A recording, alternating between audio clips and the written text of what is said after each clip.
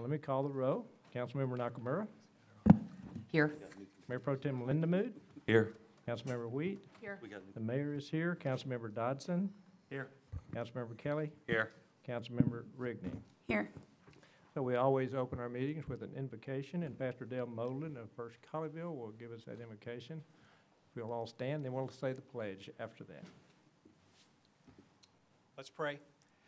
Father God, we love you. We thank you for this evening. We thank you for the blessings which you have bestowed upon us, and we thank you for the opportunity to serve and to give back to this wonderful community. Father, we're grateful for those who serve, those who give of their time and are appointed by election to represent us. Father, we just ask that you give them wisdom and insight and understanding of what you desire us to do with the community that you have provided to us. We ask all these things in your Son's name. Amen. Amen. I pledge allegiance to the flag of the United States of America and to the republic for which it stands, one nation under God, indivisible, with liberty and justice for all. Well, I want to welcome you all here tonight. We're glad that you're here. We're happy to see you and those that may be watching. Thank you for coming. Tonight we do have items on the agenda that will have public hearings, so you're welcome to speak at any of those. And I always ask if you'd fill a little card out in the back and let us know what you want to speak on. That would be nice. That helps us keep the record. However, I always say this: I will not close a public hearing without asking if everyone's spoken that would like to speak, and you will be allowed to speak. So with that, we will move to agenda item 2. We just came out of executive session, as we always do. We have no action to take out of executive session, so we do not need agenda item 2. So we will move to agenda item 3. Well, agenda item 3 is announcements, proclamations, and presentations. So we do have announcements. We always do. And Mr. City Manager, would you comment on the ISO, the Insurance Service Office activity that's going on? Yes, Mr. Mayor, thank you. The City of Colleyville currently has a ISO rating, which is the acronym that describes the Insurance Service Office rating that is part of the Public Protection Classification. This process is a rating system used by insurance companies to set premiums and to determine risk within a community. It looks at 4 primary categories related to fire suppression and the ability to provide emergency services. It looks at fire department and personnel, the emergency communication system, the water supply, and the community risk associated with various programs in the building department, code qualifications, and other aspects that relate to first responders. It also, as part of that process, involves an evaluation process that looks at our utility system, our public works staff, and all of the different data that is kept to acknowledge the various training that is undertaken. The City of Colleyville has an unusually high rating of 4. In this particular case, the 4 was identified as a rating that we wanted to work on reducing. The lower the rate, the better. And so we began last fall with an effort to work with the state and to reevaluate our process and our rating. And we're pleased to announce that we just received a preliminary indication that our ISO rating will be reduced to a 2. The 1 is the highest rating you can get and requires an even higher level of expectation as relates to personnel and equipment. And now that we've received our 2, we're going to begin to endeavor and begin a process to try to even raise that standard up to a 1. 1 is the highest you can get. And so we're really proud of our team. Mark Wood worked on this issue along with our fire chief and our public works director, and we thank them for their effort. Very good. Thank you. Mayor Pro Tem, did you have an announcement? I do. The Colleyville Farmers Market returns April the 4th, which is not tomorrow, but the next day. That's on a Thursday. With this time, it'll be moved to the Colleyville Center at 5301 Riverwalk Drive. It starts at 3 p.m., goes to 7 p.m., and it'll be from now on every Thursday until for quite some time. So we're trying a new location, real open area right over there by Market Street. Yeah, should be fun. See it out in the open. I think it'll be good. Absolutely. A lot of vendors. Okay. And Mayor, part of the relocation effort was related to the planned construction this summer at the plaza out in front of City Hall. So a lot of exciting things happening around City Hall this summer. Very good. And join us this Friday, April 5th, for the Movies in the Village. This family-friendly event allows families to hang out in the space near City Hall and watch a free movie under the stars. We'll be showing Ralph Breaks the Internet, Wreck-It Ralph 2. Bring blankets or chairs and arrive early to get a good spot on the field. The movie will start when the sun goes down around 7:45. We'll also have free popcorn and lemonade. Good. Oh, bless you, George. Excuse me. And on April 12th, we're having a free concert in the village. Celebrate the warmer temperatures with family, friends, and free music. Join us on April 12th at 7 p.m. in front of City Hall for a concert featuring the Raised Right Men. Raised Right Men is a honky-tonk and country cover band from Denton, Texas. Enjoy covers of your favorites from Merle Haggard to Dwight Yoakam. Attendees are encouraged to bring blankets or chairs to sit on the lawn. The concert is family-friendly and free. No tickets or advance registration is required. Okay, and I'm going to report on spring safety tips. As temperatures increase over the next several weeks, the police department would like to remind you of a few safety tips that are great for keeping your own home and family safe this spring. First of all, meet your neighbors. Let a trusted neighbor know if you're planning to travel this spring. Neighbors who know each other can look out for each other. Call us and let us know as well, and we'll send an officer by every shift to check your house. So that's very important that you do that. Secondly, lock your doors and windows. Always keep your home's doors and windows locked when you go to bed or leave the house, even if you're leaving for a short period. And finally, never leave anything out of plain sight. Anything out in plain sight, I'm sorry. Always remember to close your car windows, take any valuables out of your car, lock your doors every time you exit the vehicle, even if your vehicle is parked in your driveway. Vehicle burglaries occur typically from unlocked cars and from cars where purses, bags, or electronics are visible from the street. And I know recently a friend had her car window broken out and her purse taken from a local area here. So it's very, very, very important that you hide your things, lock your car, and take your keys. Okay, next Friday, April the 12th, we also have the Colleyville Women's Club Fashion Show. It's the 34th year. It's called Lunch with the Girls, and it's at the Hearst Conference Center because we don't have anywhere large enough in Colleyville to have it. So it's down yet. And it's down at the Hearst Conference Center. And we're about sold out. I'm in charge of ticket sales, so we do have about 6 seats left. So if anybody would like a seat, give me a call. We've got Jan Strimple back again doing the production of it, and we have a lot of men of distinction sitting in this room, as a matter of fact. We've got them all over the place. And please come because we love supporting the Colleyville Women's Club. It's a great event. If you haven't been, I'd recommend it. I wanted to mention, if you haven't been down by City Hall this week the Parks Department installed some new flower pots on Main Street. And this has been in conjunction with some efforts with the Village Owners Association to replace some of the older pots and just freshen up the whole look so that everything matches and has a really nice, clean look.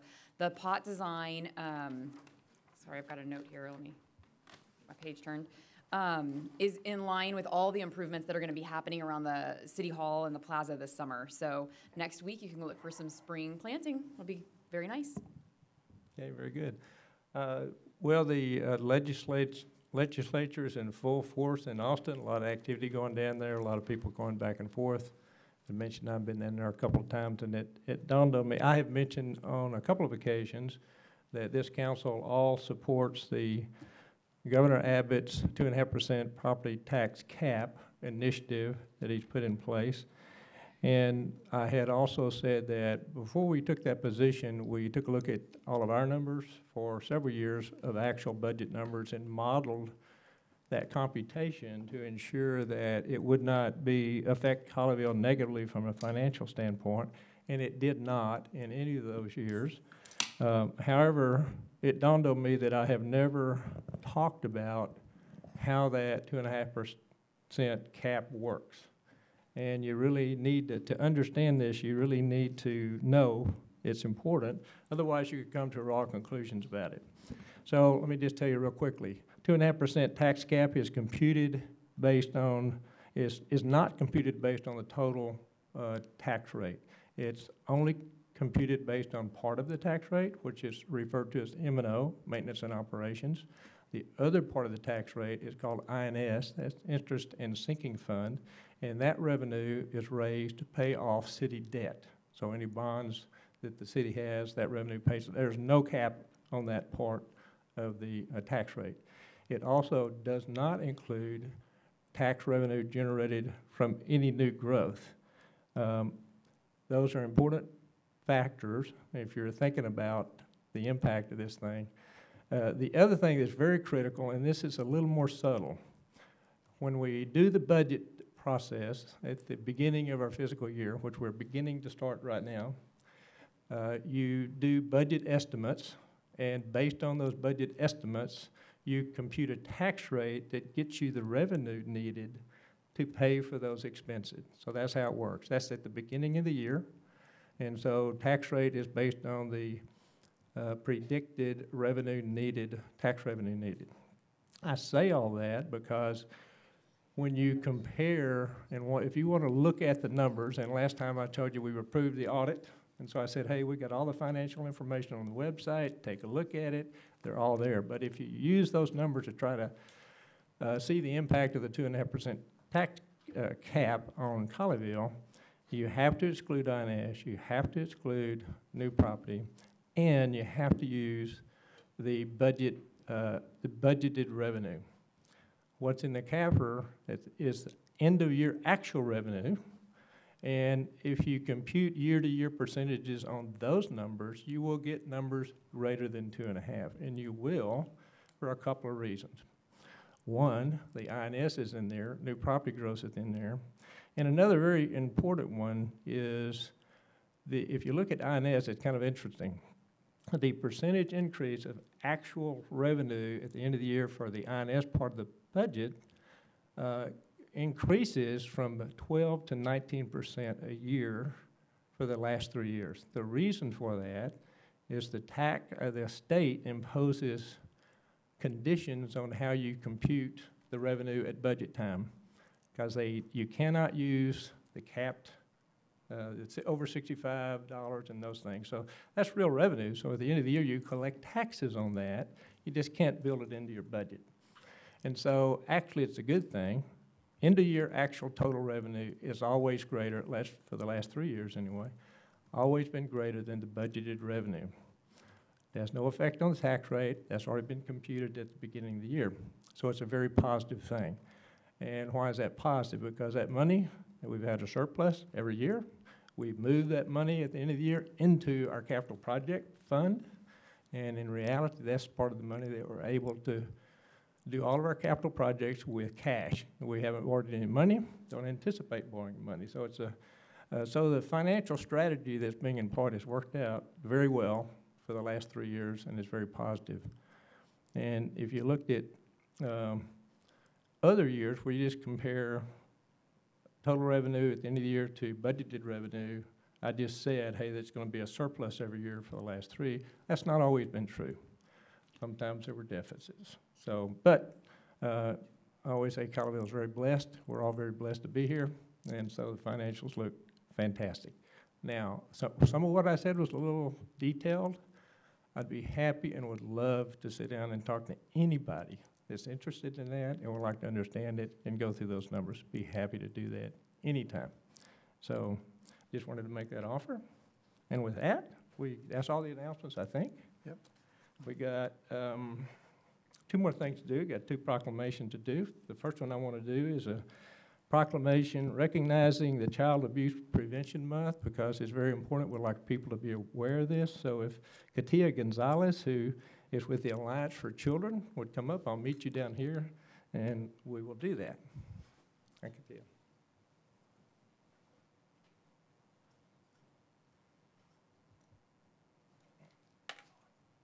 Okay. You hear me? Yep, it's on. Kadia, thank you for coming in, and thank you for the work that you guys do at the Alliance for Children. It's very important. Why don't you tell everybody a little bit about that? Absolutely. Alliance for Children is a children's advocacy center here in Tarrant County, and since 1992, we have been serving child abuse victims in our community. We do that through teamed investigations. We're involved in child abuse investigations, so we partner with law enforcement, child protective services, Cook Children's Hospital, and a district attorney's office to make it an easier process for families. We provide healing services at no cost, and we also do a lot of community education to prevent abuse in our community. So that is what we do as an agency, and I just want to take this opportunity to thank our partners that have worked, our official partners that have worked with us in our community. So law enforcement has been official partners with us, serving child abuse victims in our community. And this is an effort we couldn't do without the support of everybody in our community. So thank you for your involvement with that. I just want to say that we are very blessed to have you guys here close to us. You do a fantastic job, and it really provide great services for our children. So thank you. So let me read the proclamation. Whereas children are our future and our greatest resource, and whereas every child deserves a nurturing family and safe environment to grow into a healthy, productive member of the community, and whereas child abuse is one of our nation's most serious public health problems and threatens the safety of our community, whereas in Tarrant County, 5,842 children were confirmed as victims of child abuse or neglect in 2018. Whereas Alliance for Children provided trauma-informed services to 2,510 children in 2018. And whereas finding solutions to prevent child abuse is a community responsibility and depends on the involvement of all of our citizens. And whereas effective child abuse prevention, investigation, and treatment programs succeed because of partnerships among public and private agencies, schools, religious organizations, medical services, and the business community. Now therefore I, Richard Newton, Mayor of the City of Colleyville, Texas, on behalf of the Colleyville City Council and the citizens of Colleyville, do hereby proclaim April 2019 to be Child Abuse Prevention Month and urge all citizens to work together to help reduce child abuse and neglect significantly in the years to come. In witness whereof, I do hereby set my hand and seal of the City of Colleyville, Texas, affixed this second day of April, 2019. So this is a very important to all of us, our families and us individually. So I just encourage everybody to recognize this, to talk about it, just become involved where we can individually, as we can help one person at a time. Great. Let's get a picture.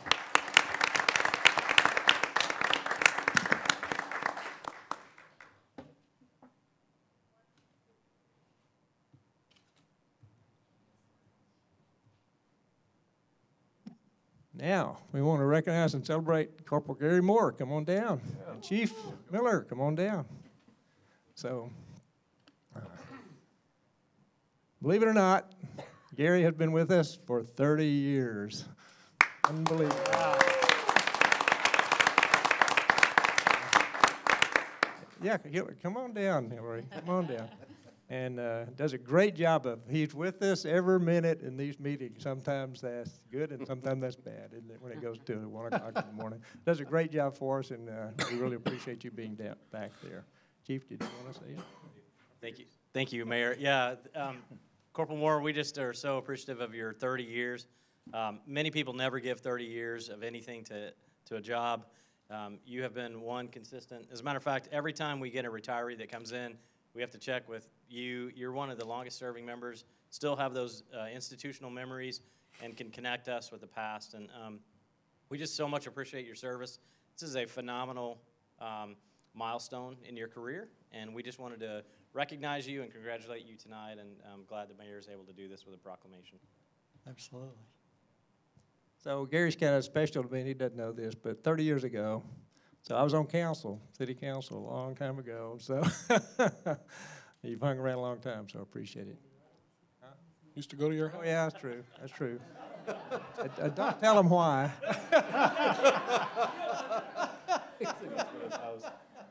Straight face, of course there's a story there. And I had kids, you know. Council packets. Oh, okay, there you go. Hey, see, he's a great guy, see. You never know what's going to come out of his mouth. Oh, that's funny. Now, let me read this. Whereas Police Corporal Gary Moore has served the City of Colleyville Police Department for 30 years, and whereas Corporal Moore has served as a patrol officer, crime prevention specialist, bicycle officer, field training officer, corporal, and school resource officer, and whereas Corporal Moore is in his capacity of school resource officer is well respected and has kept the students, staff, and parents at Colleyville Heritage High School safe since 1997. And whereas Corporal Moore, in addition to his assigned duties, served as the DEA Drug Take-Back Coordinator, is a member of the Employees Fund Board, the Department Hiring Oral Boards, and conducts security during the City Council meetings.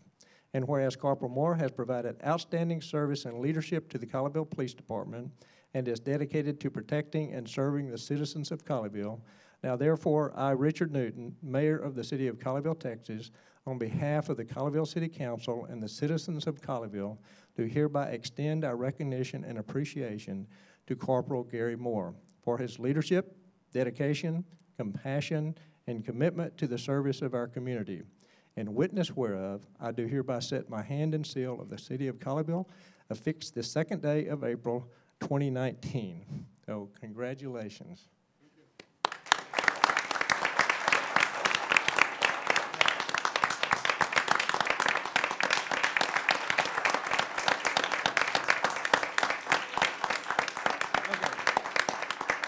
Well, after 30 years, you get to say something.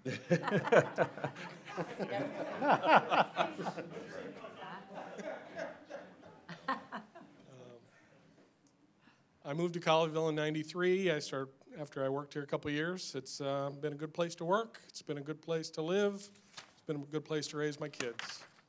That's about it. Amen.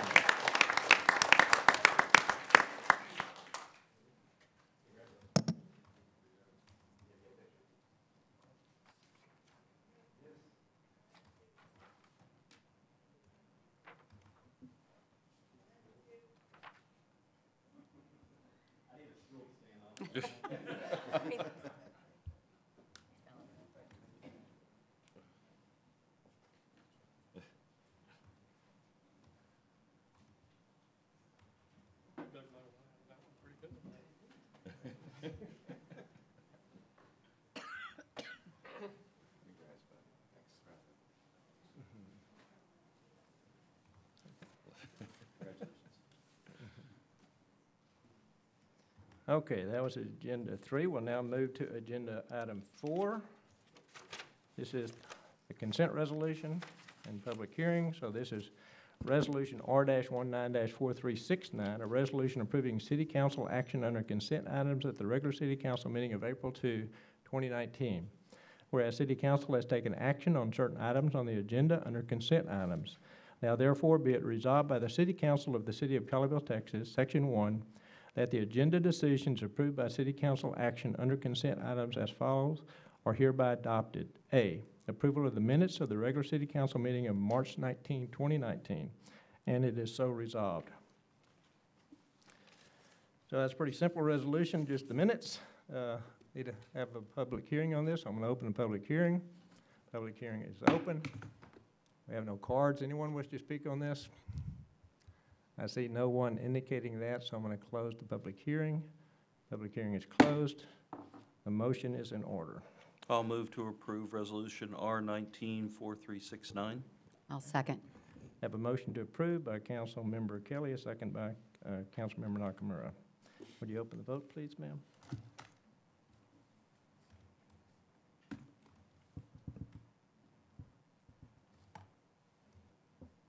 You may show it when it's ready. Okay, that motion is approved, therefore the resolution is approved. Okay, we're moving to agenda item 5. So we have 2 agenda items that are not for action, just for briefings. Number 1 is TxDOT update on Highway 26. There was a phone call and an email, I think, from Min Tran, who is our district engineer. Yes. And decided he would like to put this off until next month. There were some details that he had not been able to put together, answering some questions, so he requested that, so we're said, fine, that'll be good. It'll be on the agenda next time. So, moving past that to 5B, this is a discussion of the Colleyville Pedestrian Transportation Program. Assistant City Manager Mark Wood will do this.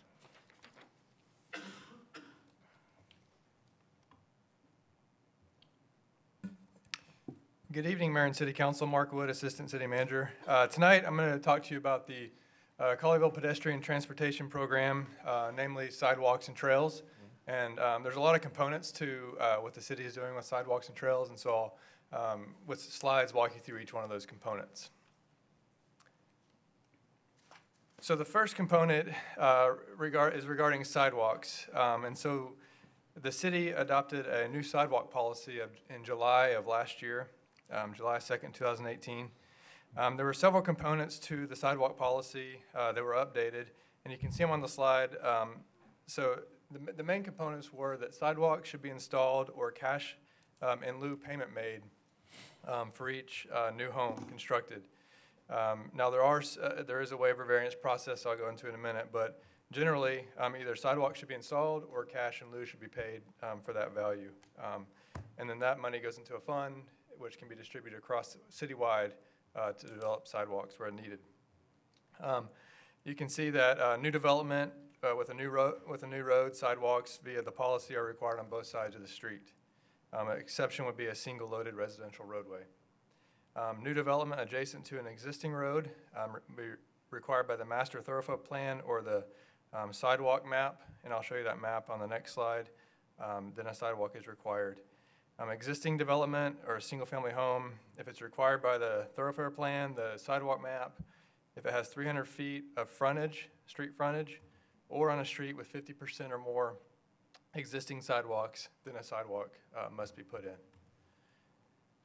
The sidewalk policy also addressed design standards, and the primary elements of that were 4 foot for residential minimum, 5 foot minimum for a collector street, and then the sidewalk should be 1 foot off abutting property line.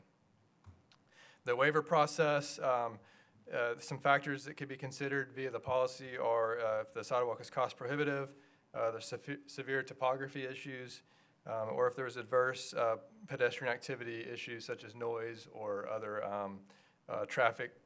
potentially traffic issues. The approval determination for the waiver, the process is that it goes to the city manager's office, and the city manager makes a determination. The appeal to that decision will be to the city council.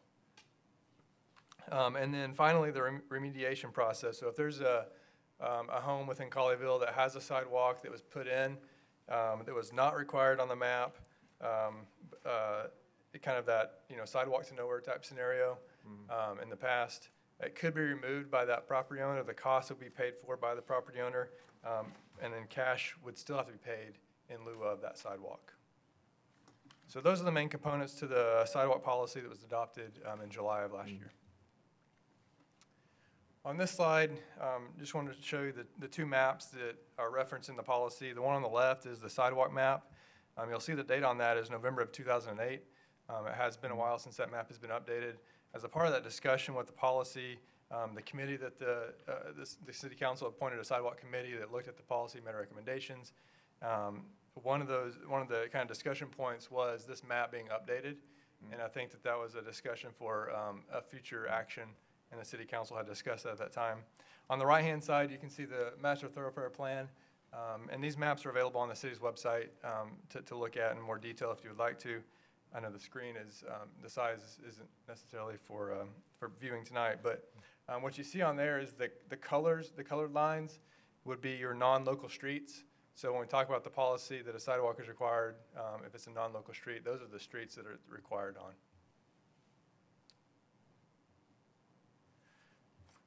So in terms of sidewalks and developing a master plan, again, I mentioned the city council review and update of the map, and that's forthcoming as discussed with the sidewalk committee, and then also in that discussion last summer when we ultimately approved the sidewalk plan. Part of that discussion will be to come up with a 5-year CIP. We have a 5-year CIP for nearly every capital project within the city, and so that will be a part of this as well. a part of that CIP will be identifying a funding source. So we certainly received the cash in lieu for certain sidewalks, but also finding other funding sources to implement sidewalk plan. Some of those may be grant opportunities. However, I did mention grant opportunities may be limited for sidewalks, whereas on the trail side, they're more abundant. So, you think about Texas Parks and Wildlife and different grant opportunities. They're typically more available for trails as opposed to sidewalks, because that's more of a neighborhood issue, interior to a neighborhood, more non-local, local streets. And then part of that plan will also be prioritization. So we'll look at routes to school, connecting churches and schools and commercial areas and things like that. So that's kind of a lot of these items are in the works. And what I'll mention at this point, I'll also mention it again later, but with the policy updated in July, and I'm about to talk about the Parks Master Plan, which was approved in September of 2018, the mayor mentioned the budget season. So we're currently in the thick of that, or starting the thick of that. We had our staff budget kickoff meeting a couple weeks ago. The departments right now are formulating their departmental budgets, submitting it to the city manager's office for review and compilation, which ultimately leads to work sessions with the city council. As a part of that budget process, we review our 5-year CIP every year. So the sidewalk policy, the Parks Trail Master Plan, this is the first budget season that we've had with these two documents in place to look at prioritization and what the city council may want to fund and recommendations from the staff and things like that. So I mentioned the Parks Master Plan. As you know, we went through a very lengthy process with adopting a new Parks Master Plan. It was a very long process that involved a lot of public input. Certainly City Council, the Parks and Recreation Advisory Board, the staff spent a good year reviewing and updating this plan. And again, it culminated with approval in September of 2018. Part of that approval process was Implement Trail Plan was identified as a top citywide project. We have the whole plan on our website and then also a summary document that identifies and shows these kind of top priorities. And one of those top priorities was Implement Trail Plan. The Trail Plan provides a multi-year strategy to design and construct trails to improve connectivity across the city. And so we're identifying projects from this list from our, the consultant and the advisory board and the city council and the public on prioritizing what connection points should be made and when, and funding sources as well. So in terms of trails and sidewalks, pursuing grants is a top priority for the staff.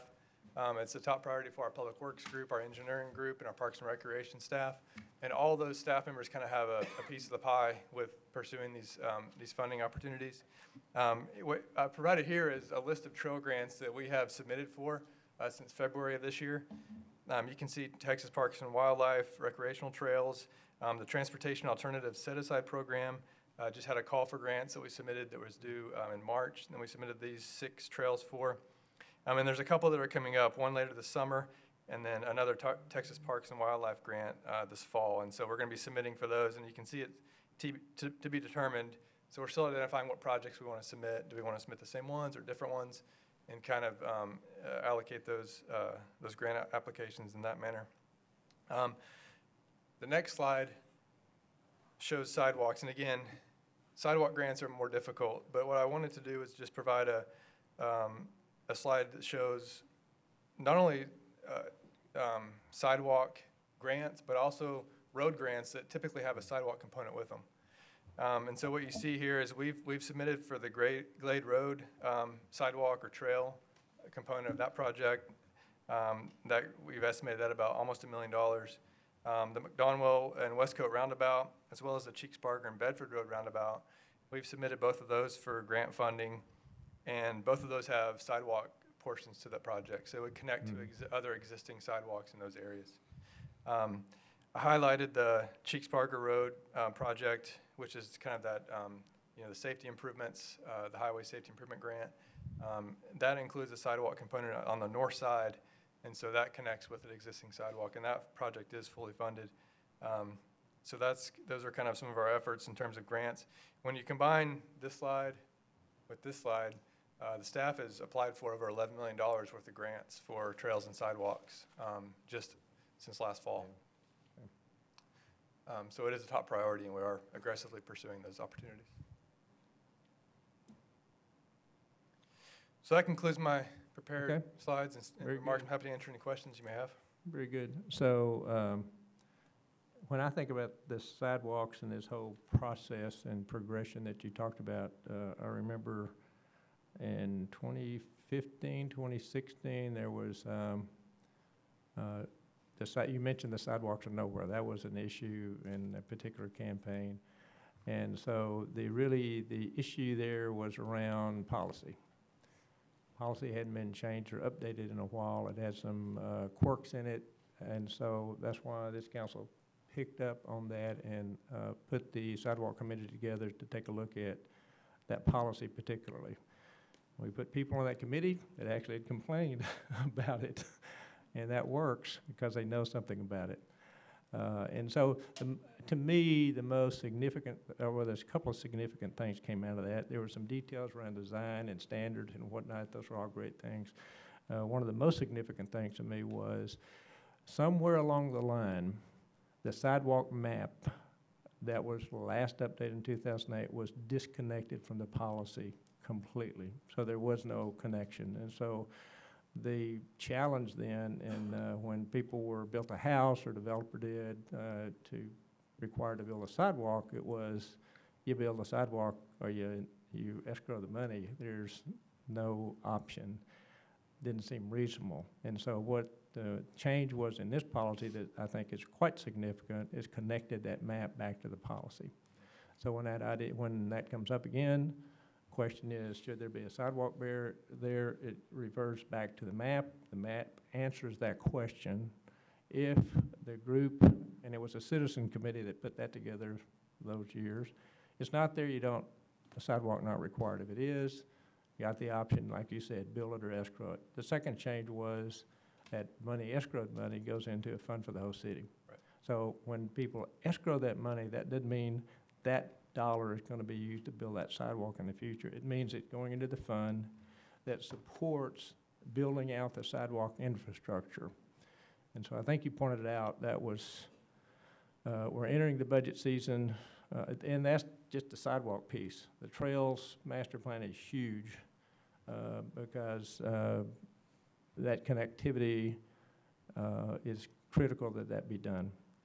And so this is the first year we have all that in place so that we can set about budgeting some sidewalk money or where do we want to put it.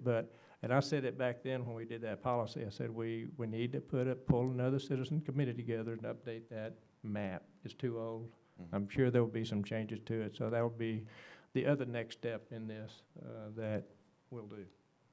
And I'm a proponent of when we put that committee together, let's put people on there that have, that relate to that issue. So that's easy. We have great people. They're always wanting to be involved, and so they're very helpful. Any other thing that anybody else has a comment on or wanted to say or question? Yeah. Actually, Mark, can you go back to the slide that has the trails on it? The slide that had the dollar figures on the trails. There we go. And did we have Bransford on this? Yes. Okay, just didn't see it. I know that I went and drove that. There we go. Thank you.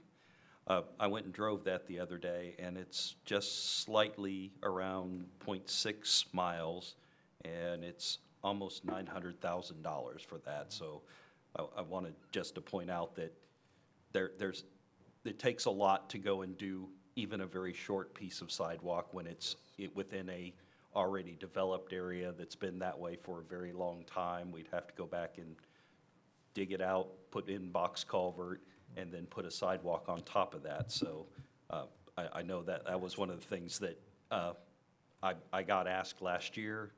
Very important to me, and I'm glad to see it on here. Do we know when we're going to hear about this grant or these grants?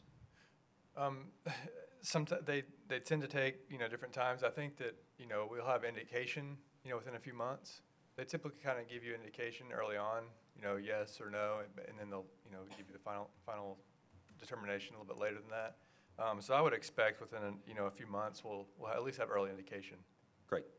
On the COGS, when you apply for the COG money, traditionally that is a program that's tied to federal funding. So there may be a hint that you're going to get, like when we got the money for Glade. But that money then is programmed through a series of events that take you sometimes, good example, we found out we got the money in September, October. It had to go through a approval process in December. It then finally got approved by the feds later in the spring. So you kind of get a hint you're going to get it, but you don't really, and then it's not even programmed for availability for the following fiscal year. So usually from the time you apply to the time you actually have use of the money, it's 18 months to 2 years for the federal related funding. The local programs through Texas Parks and Wildlife may be on a slightly accelerated timeline. Great. But sidewalks, I'll just say this, sidewalks are interesting things, and the difference in trail, we talk about trails and we talk about sidewalks, so what's the difference? Sometimes that gets blurred, but sidewalks have been discussed in the city for many years. And it's interesting when you start talking about sidewalks in particular subdivisions, there are a whole variety of opinions on that topic. It's kind of interesting, but not trails. Everybody wants trails. Yep. And because we got great facilities between cities, we got the Cotton Belt Trail, we got our parks, and actually some of these were picked because there's gaps in those trail connectivities that can be easily filled in, and so we're going after those high priority gaps on the trail side of it, and I think we'll get that done pretty short order. And we should have those done all along 26, Yeah. Glade Road, Mhm. all the new construction that's going on. Yeah. We'll have our trail Yeah. system. And you're right, it is interesting. I remember a couple of years ago when we were walking the houses, they had finished up Kingston over there. And some of the people we would talk to wanted the sidewalks in their yard and the other half didn't. And it was like the war over sidewalks. And so the interior sidewalks, we found out that that's the Yeah. fight. But the master trails and stuff, like you said, everybody wants Yeah. that, and that's what we were striving for, and that's why we built the new map in Yeah. 2018.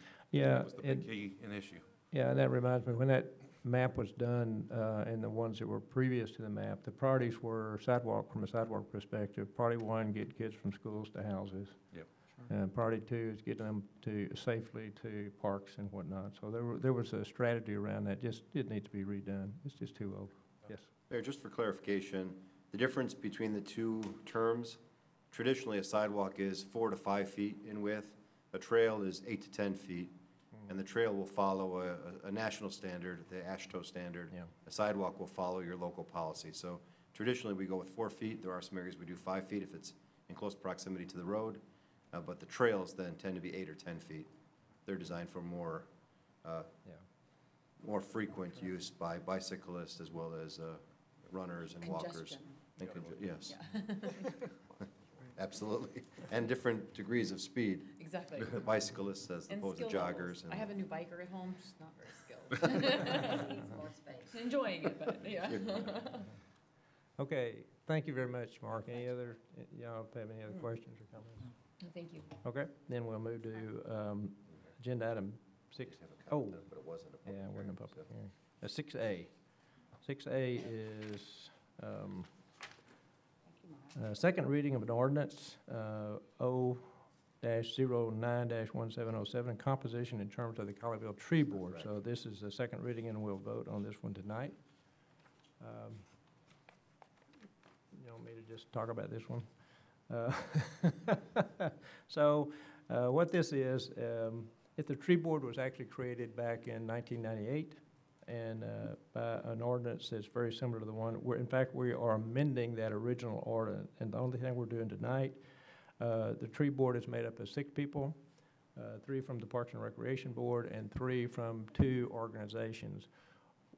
And so that tree board's work actually reports into the Parks Board, who then interfaces into the City Council. So all we're doing with this is one of the organizations that 3 of those people came from went out of existence, and so we're adding a different organization to fill that in. and that organization, or the Friends of the Colleyville Nature Center. So the two organizations from which 3 members of the board will come is the Colleyville Nature Center and the Colleyville Garden Club, which always has been there. If this ordinance gets approved, and I have no reason to believe it won't be tonight, the other 3 come from the Parks Board, as it has always done. So that's really what's going on with this. So if any comments or questions about this from the council? If not, there's a... No, I'll just make a small comment. I Yeah. served on this board when I was on Parks and Rec, and I think this is a great way to diversify it just slightly. So I think it's great. Good. So I'm gonna, this is the second reading in public hearing, so I'm gonna open the public hearing. We do have a card. Kathy Hadley.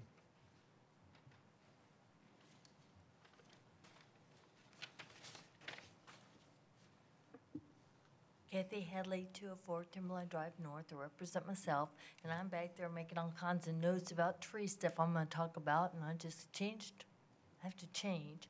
I think that the plan that you'll have for electing new tree people sounds okay. I wasn't really paying too much attention, so I'm looking over my notes, getting ready to talk, but now it's changed. I think diversify, get all kinds of different people on the tree board, not just pick one set group. I think just diversify and just make sure that you open that up. Thank you. Thank you. Yeah, that's the only card I have. Yes, in Tennessee. Kathleen Hennessy, 5013 Stonebridge Drive in Colleyville. About the tree board. You really need a much, much stronger tree board that goes out and prevents things like,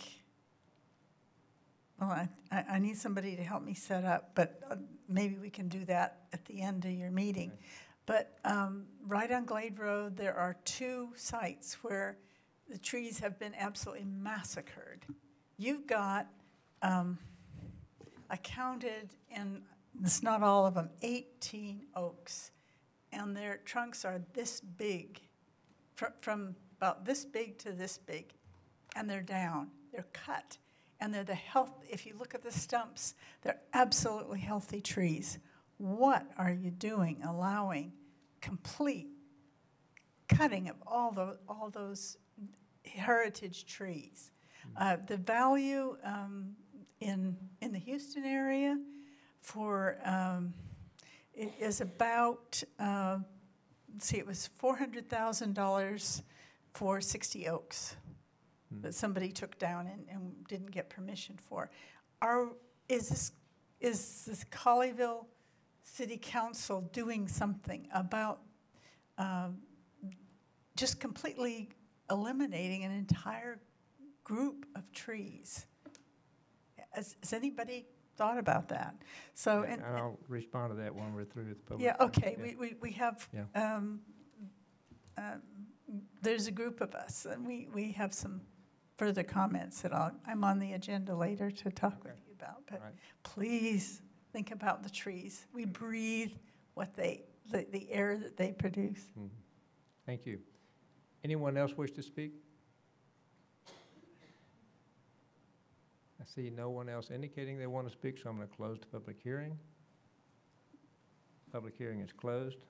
So what Mrs. Hennessy was talking about, what is that? Yes, there's a couple of lots that are under development where the homes have been torn down and new homes are being constructed. And one of them, the actual home has not yet been removed, but the trees have been cut. I think that's the one you're referring to. That home actually came in and they met with our arborist, and there was actually a tree mitigation plan that was approved.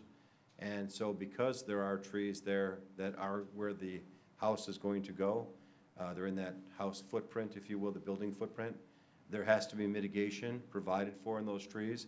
And that mitigation includes financial as well as the placement of additional trees.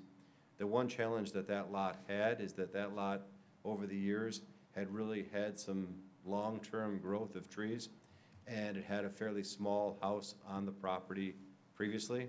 And so the development of the house, or the new house on the property, had a couple of challenges. One, the proximity of those trees in relation to the building footprint for the new home, but also in relation to the fact that there was not a lot of maintenance done on that property with trees. So there was some smaller trees removed, there were some substantial trees, and all that was done in conjunction with our arborist. The reason it took place the way it did, where the trees came down first, not the home, is because our arborist required that the trees that were going to be cut be removed, and the heavy equipment that has to remove the house only come in on a limited basis so as not to disturb the trees that were being preserved. So there was some effort and thought into that process, whereas if they had brought the heavy equipment in the beginning, because of the navigation of the lot, there was concern they would have caused hazard to other trees on the property. And so I was out on that property myself. I did take a look at that one, and I did spend some time with it, both looking at it from the submittal with the arborist as well as the building department. And certainly I understand where you're coming from. Those are tough situations because the individual property rights provide the individual the right to build a home. Our tree ordinance, which we just updated, provides for some process by which that mitigation must be undertaken. But it is often a very difficult balancing act when you have trees, when you have properties like that, that for whatever length of time, which in this case was substantial, had some very heavy growth of trees on that site. And so I certainly understand where you're coming from and agree. The other thing that happens is there are instances, I can think of 2 right now within the last year or so, where someone literally just went in and in violation of the law, cut things down, and then they're gone. And so I can tell you this, when that happens, and they get jumped on pretty hard, and of course you can't bring the trees back. That's what's sad. You impose to whatever extent you're allowed in the law, you know, on that, but it still doesn't fix the problem. So, you know, we watch that pretty close, but man, when that happens, you know, it's tough. In fact, I remember one by Mrs. Rogers' house that did not make me very happy. So, anyway, so. Just want to talk about some, there's also been a lot of conversation as of late where Rich has talked about additional training and additional seminars and things. Do you want to talk about that? Yeah, well, yeah, Rich Inlet, the current park board chairman, is really trying to get like training on. He's a big tree. Do you know Rich Schindler? You probably do. He's a arborist, and he really focuses hard on trees. So he's bringing in lectures and training and things like that to try to facilitate the right mindset on those things. So, and you have other ideas? We're all ears. So, okay, so I closed public hearing. That's it. Yes, sir. Huh? Yeah. I did, yeah, okay. Or I wouldn't have been talking. You wouldn't have been talking. Okay. Any other comments by any of the council? If not, the second reading, so a motion is in order. I'll move to approve ordinance O-19-2078. Okay. I second. We have a motion to approve by Councilmember Weed, a second by Councilmember Dodson. Would you open the vote? You may show it when it's ready.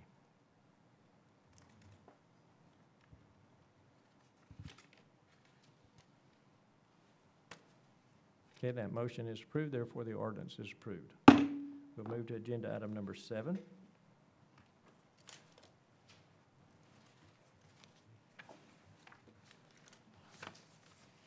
And this is a first reading, so there will be a discussion and public hearing, but there will be no action tonight. And this is consideration of amendments to the Land Development Code, specifically Chapter 2, definitions. City manager thinks it should go fast. Okay. But you probably don't think that. I'll go as fast as I can. All right, so this is our next chapter to review definitions. So there's not a lot of regulation, there's no regulation in this chapter. It's really just making sure that we have definitions that adequately describe the different uses and the different terms that we use throughout the rest of the chapters in order to enforce things appropriately. So I'll try and go quickly, but just like every other chapter, we just go page by page. Yep. But I'm going to try and just highlight where a change was made. Okay. All right. So no proposed changes on page 1, which talks about the authorization and the variance and appeal process, and also general construction of language. On page 2, it does say where it is not identified in this chapter, we can use the American Heritage Dictionary of the English Language, the latest edition. And I'll actually reference that on a couple of these terms that we have, and maybe the justification of removing the certain ones. So letter A, we did add a definition for abutting, adjacent, and adjoining. That just gives us the legal framework for what truly is abutting, adjacent, and adjoining. Hey, Ben? Yeah. At the end of that, you got and alley. I think you meant an alley. It is an alley. Yes, thank you. I also have a question about, it's adjacent and jutting, even if it's across an alley? Yes. So typically with an alley situation, the alley right-of-way is much smaller than a standard street right-of-way, and it's usually where a lot of the facilities are shared as well. So we would consider it, and this is pretty typical in other communities as well, it still would be considered adjacent or abutting in that scenario, whereas when you have a full street, it would not be considered that way. That's just clarification. Okay, Yeah. thank you. The next is for accessory dwelling. This is the new term. We previously had servants' quarters and family quarters. This is just a more general term for any dwelling that's accessory. The next is for accessory structure. Question on that, Ben. Oh, yeah. I guess in the chapter where it deals with accessory, it'll say how far it needs to be separated, because here it just says it's separated from. Correct. Yeah, so all of the regulation associated with this will be in Indicate chapter that. 3. Good, thank you. Yeah, and so I think you'll find that there's really no regulation in this chapter. It's just defining the fine. term. That's Yeah. fine. Our next one is accessory structure. And we wanted to add this because the accessory building is quite specific, and it's when it has 3 walls, whereas we have other types of structures, and so we wanted to make sure that those were accounted for as well. Minor change for administrative official. We added a term for adult daycare, which is similar to child daycare. But Does that imply no sleeping quarters, or again, that's defined in detail later on? this would be no overnight. So, but does that need to be in the description? I think it's covered under assisted living facility, farther down. Well, but that's different than adult daycare. Right? I can add that in there. Okay. Oh, let's see. Okay. Yeah, I would just add, only because child differentiates in the daycare, so the Yeah. traditional definition of daycare doesn't apply, so Right. probably best add it. Yeah, I'll add that. Okay, on to the next page. We added a term, all-weather surface, which would be a durable, dust-free surface constructed of concrete, asphalt, brick, or other commonly accepted pavement. We often talk about all-weather surfaces for fire lanes and driveways and other things, and this just identifies what that is. Durable and dust-free are the 2 key components to that. What's the difference in cement and concrete? Apparently, cement is an ingredient and And concrete concrete. is the product. Okay. Exactly. Yeah. Got it. Yeah, I learned that at the Planning and Zoning Commission. I was about to ask the same thing. Once you put the water in and let it harden, you'll know the difference, right? Yeah. I have a question, Ben, on Okay. one that isn't marked. It's animation. And it talks about sequential light phasing. I'm wondering if it'd be more up to date to say video screen or something like that. I don't know what sequential light phasing, I guess, I mean, one light after another. Right. Yeah. That's pretty much out of date, I think. Well, we're not just trying to talk about video, we're talking about any type of attention-getting signage that involves transitional type displays, whether it can be blinking or whether it be a video by pixelation. It doesn't just have to be video. Well, I understand that, but my question is, I'm just wondering if sequential light phasing may be, somewhat out of date, that's all. Well, Okay. I think I it gotta still argue is it. used. yeah, where I would talk about sequential light phasing that's still used is there are signs that use a technique that allows for different frequency and how they display, and they'll allow the lights to either be solid or blink or transition, and they use that to form, in most cases, it's used to form a picture or some type of graphic, but it's also used to form a directional type suggestion.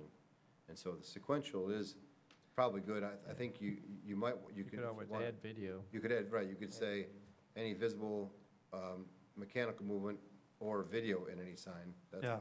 fine. I would go with that, yeah. Okay, thank you. I will add that. For the term apartment, it's just referring to dwelling, multifamily. For the assisted living facility, I updated that one. It seemed like the other one was a little bit too streamlined, and so this references the Texas Department of Aging and Disability Services. So we don't have to rewrite it every time they change their rules, right? Exactly. Good. Automobile dealership, we don't have that as the appropriate use. Is actually on the next page. Automotive and motor vehicle sales is the actual term we use. Ben, real quick, I apologize, I forgot. Does the table of permitted uses differentiate between owner-occupied multifamily and non-owner-occupied multifamily? It does not. Well, then you probably should leave the definition for apartment, because that would be the differentiation, because they're both multifamily by use group, but there's a difference between the two in that a townhome or a condominium development in a multifamily district may be owner-occupied, whereas a apartment would not be. That's a good point. See what I'm getting at? Unless you want to, or you can change the table to say Well- multifamily only, but I don't think that's appropriate. I think it's more appropriate here. So for multi-dwelling, multifamily, it's a residential building containing 3 or more dwelling units that are designed for occupancy by 3 or more families. Yes. And it says it includes but is not limited to apartment houses, townhouses, row houses, tenements, apartment hotels, flats, condominiums, fraternity and sorority houses, and other group quarters. But in the table uses, does it differentiate between Oh. owner-occupied and not in the zoning districts? All it identifies is dwelling, multifamily dwelling. Okay, and so in the zoning districts where you have the various different zoning classifications that provide for multifamily, there's no distinguishing variable for owner-occupied versus rental? I guess I don't know exactly the Sure. distinction why we need to clarify between the two. Sure. Okay. There's a difference in the use and the allowance of an individual property to be rented than a complex of structures that are part of a dwelling unit for multifamily use that sole purpose is rental property as opposed to sole purpose is owner-occupied. A good example is you could have an entire complex of units that are all condominiums and/or townhomes that are owner-occupied as part of the multifamily characteristic, or you could have that same complex be an apartment complex owned by a single owner that would then rent out to those individual units. Both of them would fall under the dwelling unit characteristic. I would argue that the zoning classifications either should break that out or a definition should break it out so that you differentiate. Because there may come a time that as part of a PUD, you approve either occupancy required ownership, or you approve clearly apartment-related ownership. And so you don't have to put it in the apartment definition here, but I'm just saying, if we don't have a differentiation somewhere, then the question is, how does the city differentiate? And the answer is maybe by a court that we don't, and therefore, the assumption is that they're both the same, and they're not. So it's just a thought process. Okay. Between now and next meeting, you can think about it, but Okay. when you take out the apartment definition, you imply that there is no longer differentiation, in my opinion, when you defer to the dwelling unit, which is an ambiguous term to define multifamily in a simple, single term, rather than even differentiating within multifamily, which there's great differentiation. Does that make sense, what I'm saying? Not really to me, but I bet it makes sense to everybody in this audience, because there's a difference between an apartment complex. I and guess from a condo zoning complex. standpoint, you have a property, That's correct. and does it allow for only one property, one dwelling? We have duplex dwelling, it allows for 2 dwellings, and then we have multifamily zoning, which allows for 3 or more. more than 2, 3 or more. Does the multi-level So that's the only thing play? that we regulate with the zoning districts. Yes, so, Whether they get rented or owner occupied, the zoning ordinance does not get into that. right, and so if you're going to differentiate, which I think it's an academic discussion, but you do have some of these zoning classes in town. If you're gonna differentiate at some point in the future, that term will obviously come up as part of any type of either consideration by a council or an applicant. And the question will be, are you planning this to be owner occupied, or are you planning it to be simple rental? And so I think that is an important point to differentiate. And so having that definition allows for that differentiation. Because right now, we just treat it as, you have multifamily zoning, and as long as you have multifamily zoning, you're allowed to develop it within the density parameters, and there's no differentiation between whether those units are owner-occupied, fee simple owner by the individuals living there, or if it's owned by a corporation that rents them out as units. That's all I'm pointing out. I don't mean to beleaguer the conversation, but, I will probably have a conversation with you okay. to see, okay. Maybe we can change it in chapter 3 and differentiate there, which is just as easy in the table. Okay. But- All right, we'll move on for now. Okay, so next time we'll expect an explanation. Yes, I have a note for owner occupied versus rental in association with multifamily dwellings. You want to make that? Automobile I've repair, got an example in my head.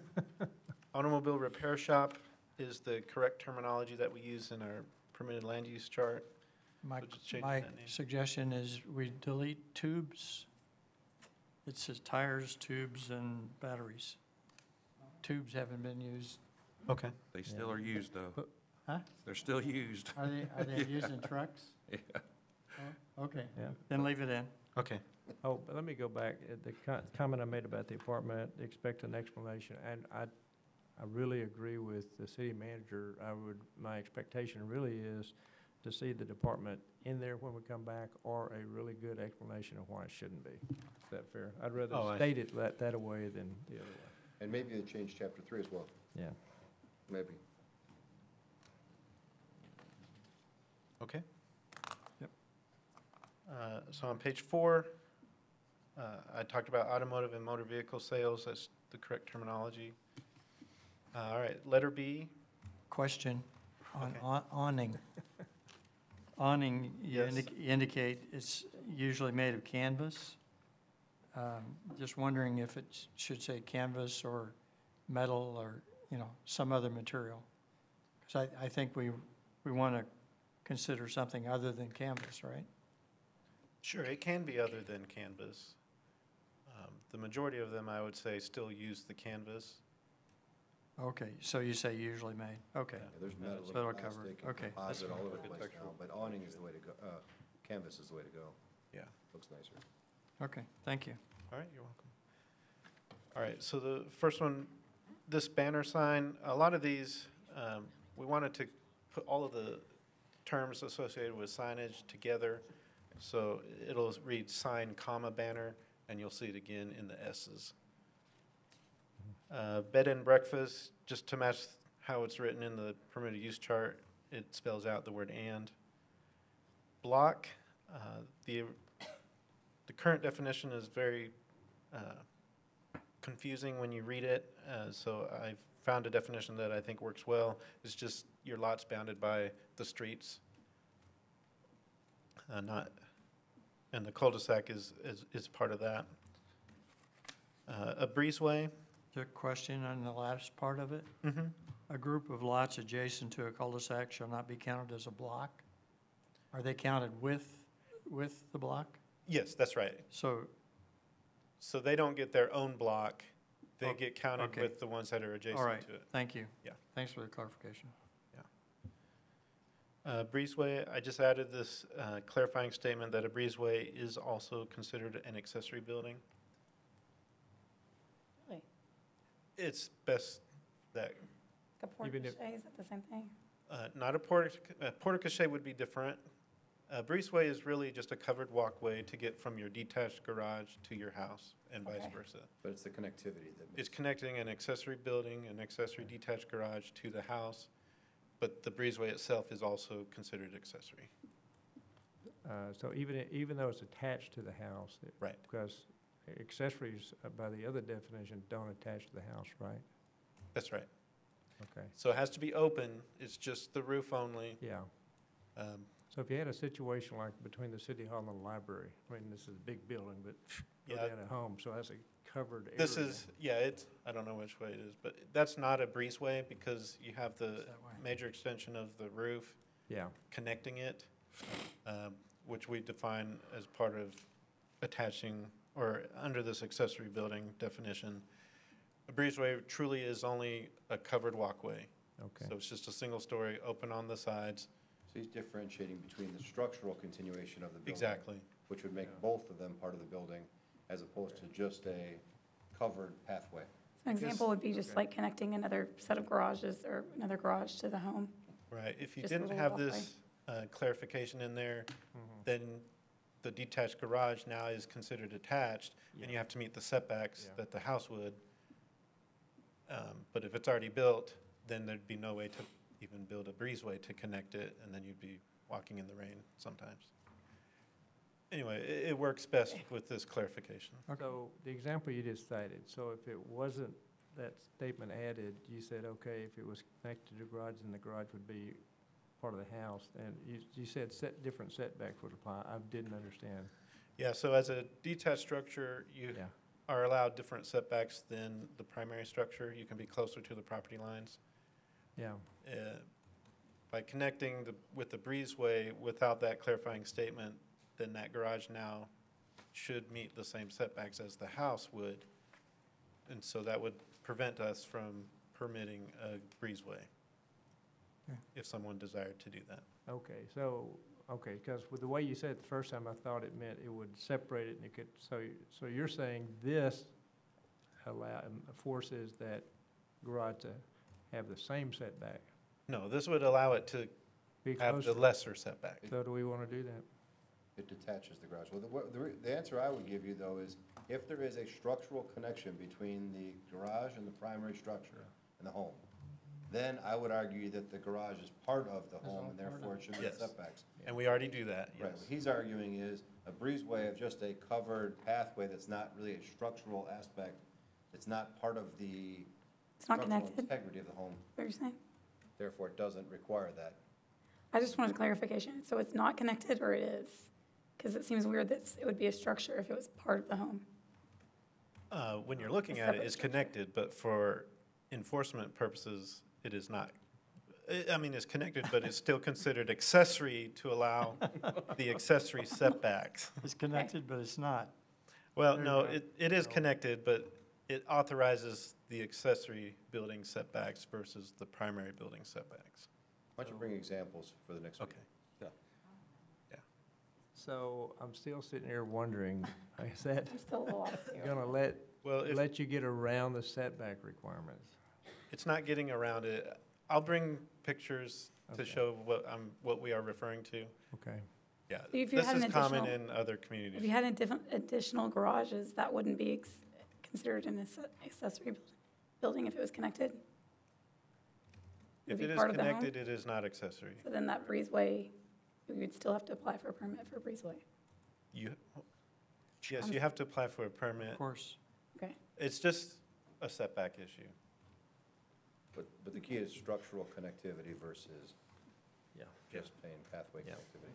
I'll bring That's photos, just and not I think once required you in see the addition. photo, you'll say, oh yeah, I don't have a problem with it. Okay, Okay. too much time on that. Building, this was more of a, putting it in alphabetical order. Building envelope as well, with the Quite- building, A question on building. okay. You've got chattels in You there. don't get to That's breeze one of the- through. Is that one of the words that That's common. it is? Yeah. Okay, I mean, I know what it is. It's a non-real estate property. So cows, pigs, It's been carried over, but it's one that most communities still use. okay, Yeah. all right. Mhm. I use it every day, by the way, Oh, in my- good. in my discussions. Good. Yeah. The building envelope commercial and building envelope residential, that's strictly for our chapter 5. But we wanted to have that in there for consistency. So on to page 5. Those 3 were just relocated for alphabetizing it. I got a question on those envelopes. So that definition of the envelope of the buildings, extend 5 feet in the commercial envelope, extend 5 feet, and then the residential extend 10 feet.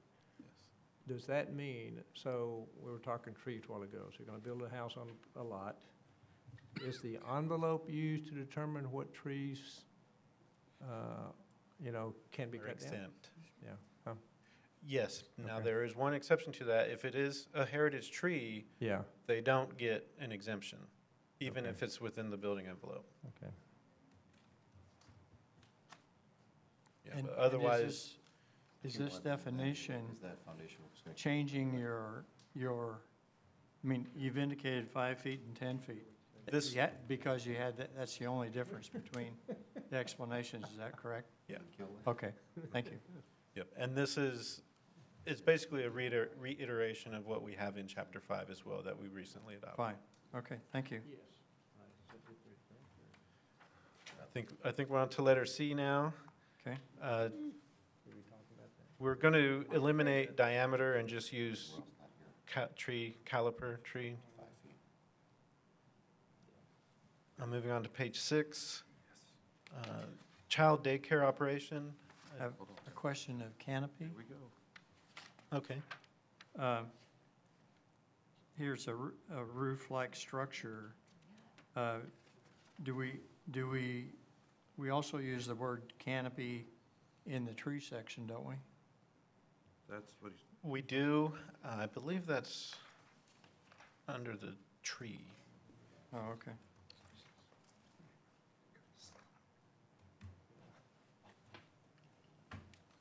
Oh.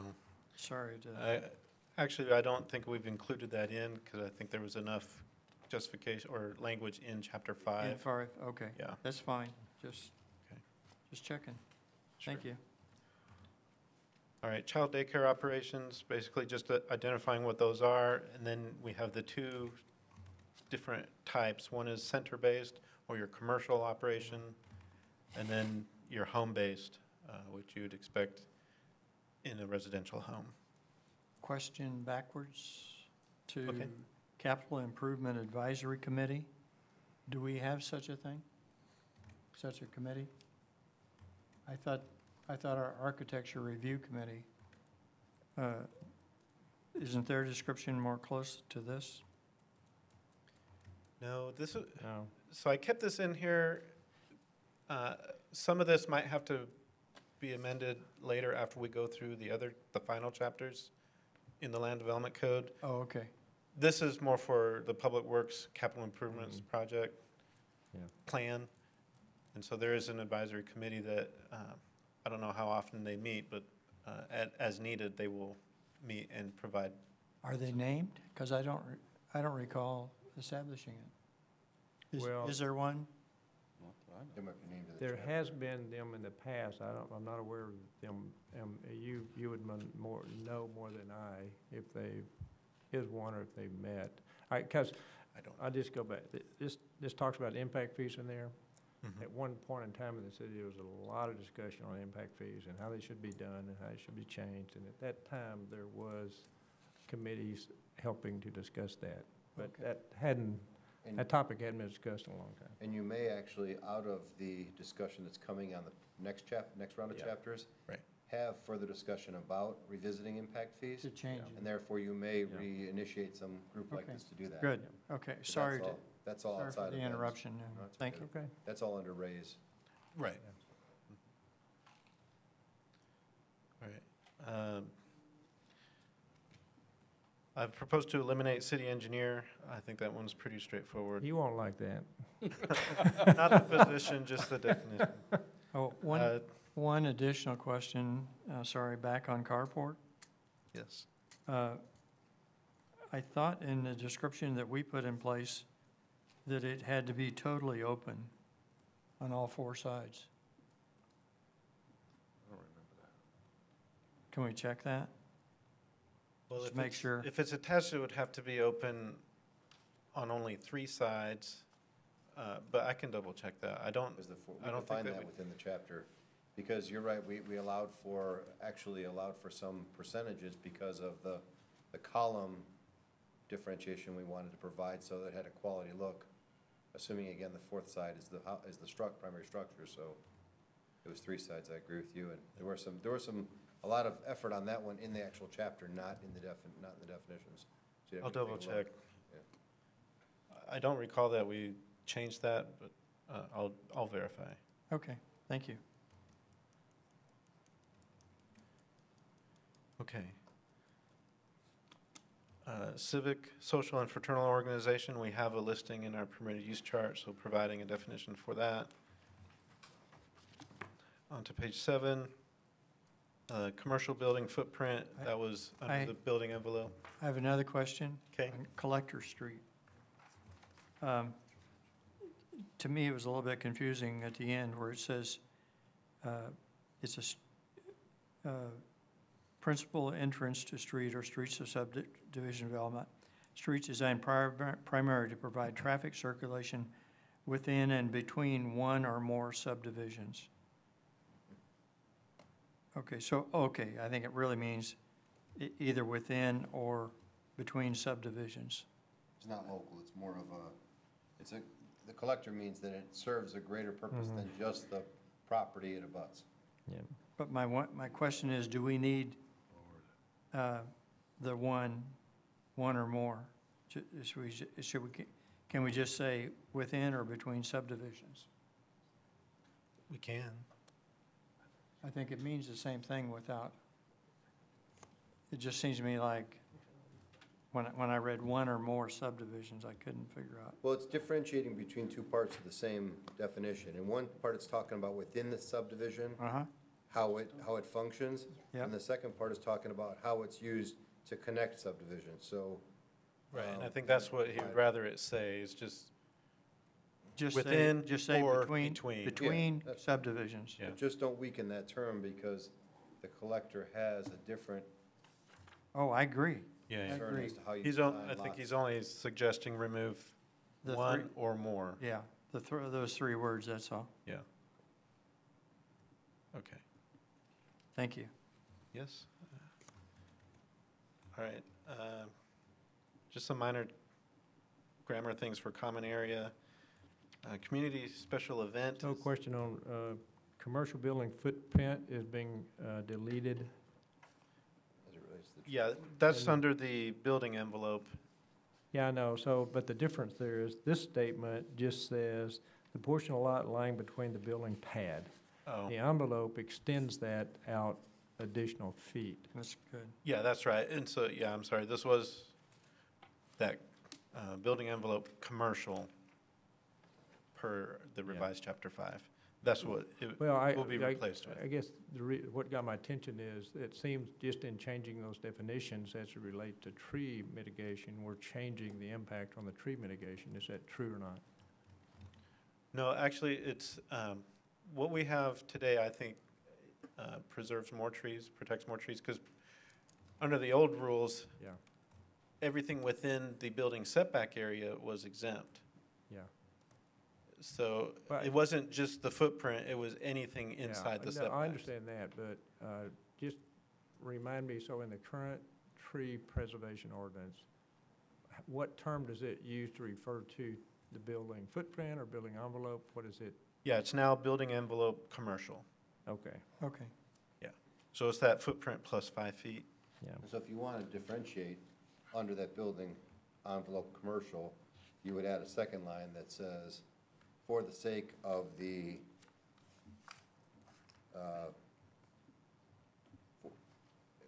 for the sake of tree preservation, the building envelope shall only include the area that lies beneath the building pad. Yeah. If you wanted to tighten that, that's where you add that. Yeah, that's kind of what I was getting at. That would tighten that up. And to your point, what we were discussing, even if the tree had to go, it would have to be mitigated if there were, if it was in that width, right? So that's the difference. So if we added that phrase he suggests to the envelope, then the actual building, trees can get cut down within that footprint, but not outside the actual foundation footprint. Then they have to be mitigated. We would have to modify chapter 5 as well. Because in there, like I was saying before, this definition reiterates what the regulation states, that it's the footprint plus the 5 feet. Okay, so that's already built in there. Yes. Okay. Yeah. I'm not, I'm not suggesting making a change here to go back and change another one. Okay. I have just a clarification question at the top of page 8. Mm-hmm. Court. An open court is bounded on 3 or more sides. An inner court is completely surrounded. An outer court is one having one side open to the street. What about 2 sides? What do you call that? 2 sides open. I'm just wondering if it's that important. Well, it's still an open court, because an open, unoccupied space bounded on 3 or more sides. Oh, it's an open, okay. Yeah, Okay, all right. by the walls of the building. Well, Maybe I'm saying what if we have two walls? On, I mean, yeah, two open sides. I mean, I see it 3 or more sides. I think it should be 2 or more, not 3. I agree then. I probably failed Yeah. to make that change. Yeah, thank you. Yes, thank you. It was just, I was having trouble figuring it out. Thank you. Yes. Okay. On page 7, we had community special event. That was just to add that. On page 8, critical root zone, just modified that to be more in line with how we evaluate that, the critical root zone area. And then cul-de-sac, I added the statement, "an authorized vehicle turnaround." We have several definitive examples in our land development code on what are authorized. Yep. All right, letter D, daycare center, just referring them back to child daycare center operation, center-based. Density, clarifying that it's any public or private right-of-way dedication. One other question on density. Mm-hmm. Shouldn't it also include any common areas or areas that are not built? We have not made that change.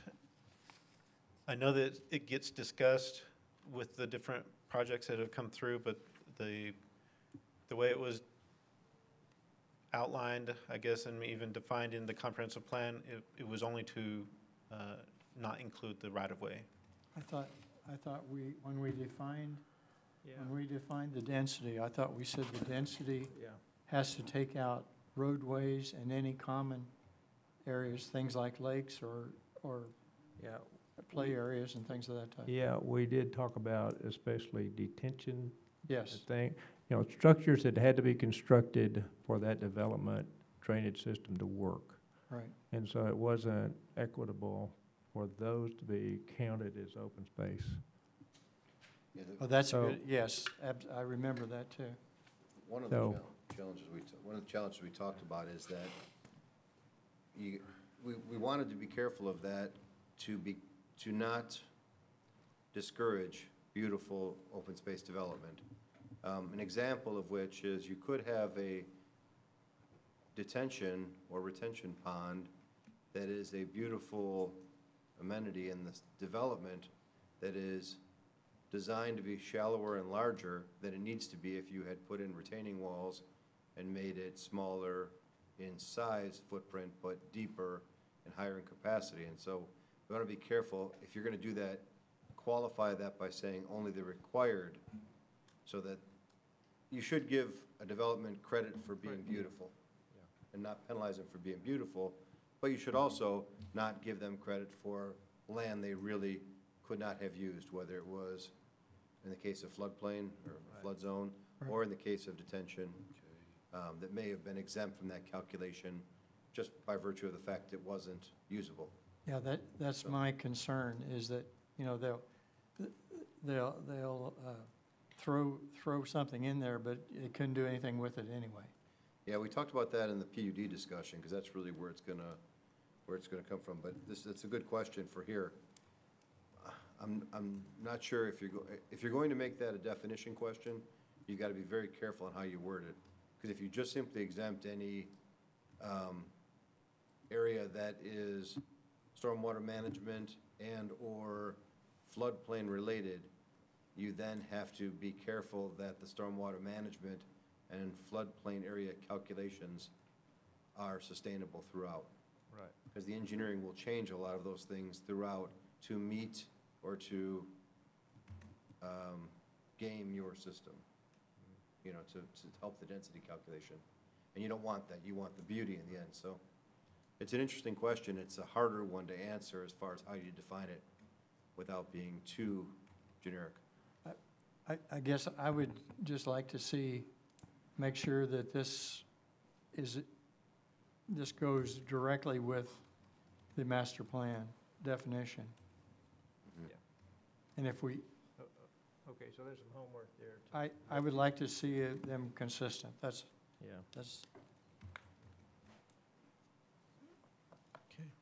Okay. No other proposed changes on that page. So moving to page 9. We have DBH, diameter at breast height. That is a term we use with our tree chapter. That's really just moved up for alphabetizing it correctly. Dilapidated and deteriorated condition. I believe this is for signs. We have a whole section in chapter 7 that deals with that, so proposal is to remove that. Corrected the reference for the administrative official who administers the land development code to the director of community development. We have definition for dwelling. A lot of these others dealing with diameter, and we're using the tree caliper definition now. Drip line, I believe that we have a different, or I guess it's in chapter 5 where it talks about what the drip line is. I think it uses a different term even, but I can't remember what that is. But our urban forester, arborist, proposed to remove that. He felt that it was unnecessary for this chapter. That's where I was thinking it's tied to the canopy, but it isn't maybe? Right. Okay. All right, dwelling unit and dwelling unit size was just moved further down the page on page 10. And so a couple other terms we added were for dwelling, manufactured home, or HUD code. Those are specifically built on or after June 15th, 1976. And then dwelling, mobile home is if it was built prior to that date. We don't typically see mobile homes anymore, but on rare occasions we do, but that's how we would know whether it's a mobile home or a manufactured home. We may never use it here in Colleyville, but at least we have it identified here. Here's a slightly revised definition for multifamily dwelling. And then identifying some of the other types, such as a townhome, we've provided what that is. And then dwelling unit and dwelling unit size were moved down to the bottom of the page. And then because we have all these other definitions, I didn't think that we needed the generic term for dwelling at that point. All right, page 11, letter E, adding a term for emergency access easement.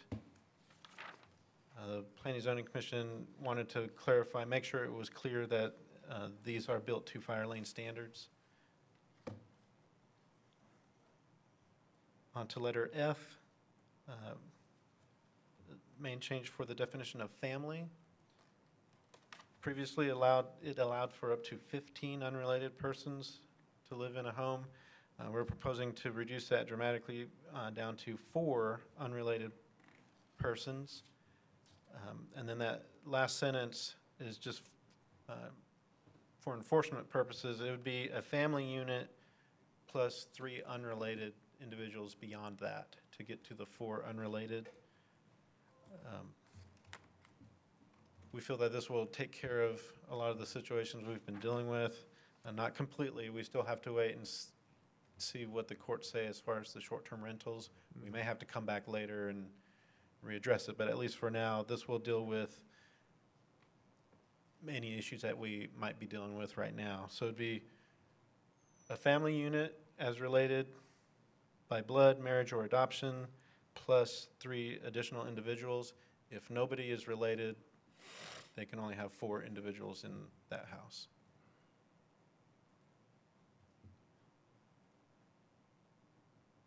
On to page 12. So how does that relate to, I mean, those individuals? So if you have unrelated individuals, is there anything said about are they paying to be there or not?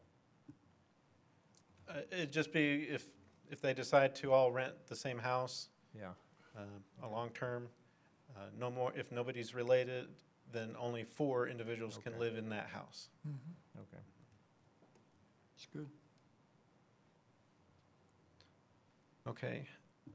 On page 12, definition for fence. I keep reading the second or the last sentence dealing with what a solid fence is. I think I keep confusing myself. I think I'm going to just rewrite it and to say it's greater than 25% opaque. I was dealing with reducing the number to our current numbers, but it still doesn't read very clearly to me. So anyway, just you'll see that change next time. It almost looks like it's backward. That's what you're saying too. Right. I thought maybe I took out the word not greater so it's take out the word not so that it's greater than 25% open, but then I didn't think that was right, so I left not in it. But then even reading it, it still doesn't. So the intention is you can see through 25% of it. Or less. Or less. But not more Yes, than that. right.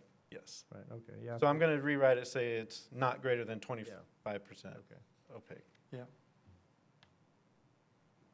Or Opaque or no, a solid fence solid. is anything greater than 25% opaque. Yes. Oh, okay. All right. I have a question on flood, or you want to do flag first? Sure. Floodplain. Should we define, should we refer there again to the government description of floodplain, or is this the description? I'm saying, should we reference, what is it, Corps of Engineers? I suppose we can. I mean, that supersedes anything that we have. Yeah, I'd be careful of that. Here's why, because you could have an area that we may deem a floodplain as part of a PUD discussion that doesn't meet the FEMA criteria. Okay. They just missed it on their map. Okay. That's true. Talked about one just the other day. Okay, that's cool with that then. Thank you. Yes. All right, I'm moving on to letter G. Grade. Whenever I read that, it was just really confusing. So changing that to just the average elevation of the highest and lowest elevation measured at the finished surface of the ground at any of the exterior corners of the building or structure. Can you kind of explain that? I mean, can you, He just did. why does it have to be at the corners of the building or structure? Because it will be different heights at the corners, so you get all the corners and then you average that out, and that should be what the grade is. Okay. It's kind of the slope. You're talking about a slope? Well, sometimes you might even see it at your house. You might only have an inch I of understand that. exposed Sure. foundation on one side and maybe 4 Lot inches more on the other side, and then 2 inches over there and 3 Okay. inches over there. So you average that out, and that is your That is the grade. grade. That is what we will call the grade for your structure. Oh, okay. It doesn't have anything to do with the difference between the street and the base of the house? Well, That's a that will different give us grade? the elevation that we will work with for the house. And then you work from there to define, or to make the so- changes appropriate for getting the water. So the where way it you needs to go. described it, it's the base, as you defined it, was the elevation for the house, the average elevation for the house, right? Not, Yeah, I mean, we could do, is that called grade? Well, that's. well, the grade, Same. well, you have the finished floor, which is an actual measurable thing, Sure. and it's constant. It we actually is get called that. grade. But then the dirt around it varies slightly. It's called grade. And the They elevation have be the grade roof? stakes. very and- much. Yeah, no, I'm just telling you, we're having education. a long, I appreciate I it. know, we're having a long conversation over it's The only grade. comment I would have made on that, Ben, is the averaging. You could have just said it's The engineers will set that with the grade for drainage. it's the elevation at the corners and/or transition between the foundation and the property adjacent. But, I mean, I just didn't understand the averaging. What's the reason for the averaging? Yeah, I was, Otherwise, I averaging agree with you. got The my term is- Well, what they're trying to do, let's say you gotta cut 2 inches on one side, and you gotta fill 2 inches on the other side, that makes grade, to where you're flat across the pad. okay, So that's what grade really is. He's actually describing it correct. okay, thank you. Okay, good. Okay, page 13, moving on to letter H. We have height of buildings, so we've added a definition for height of fence, and allowing for some minor elements on the top, such as a cap, and also on the bottom for spacing. The height of signs will then be moved. Back to the house. So we don't count things like penthouses? So my penthouse doesn't count as the height of the house? It says excludes penthouses, tanks, water towers, radio towers. I mean, I understand some of those. Well, But I think that, cupola or dome or spire would determine the height of the house.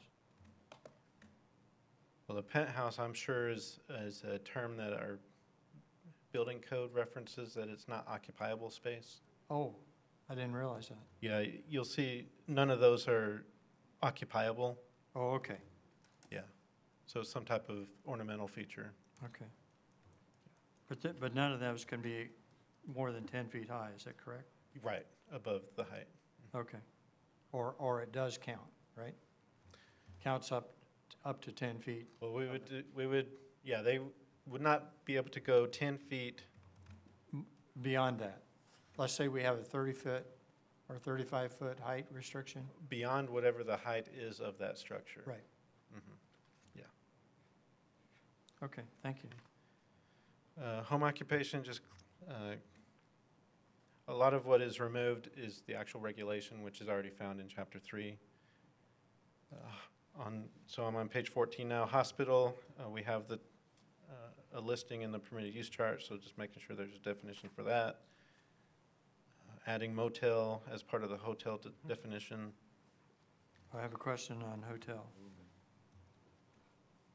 Why does it say in the end of the second sentence, it says, or interest gain, each room is gained in completely enclosed area, which structure shall also contain a restaurant and conference rooms.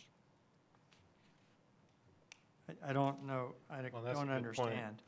Where structure? Well, maybe motels should not be included in there after all. Yeah. What?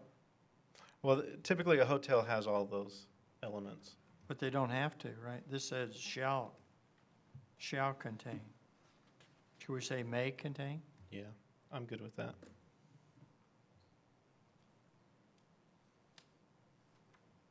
Thank you.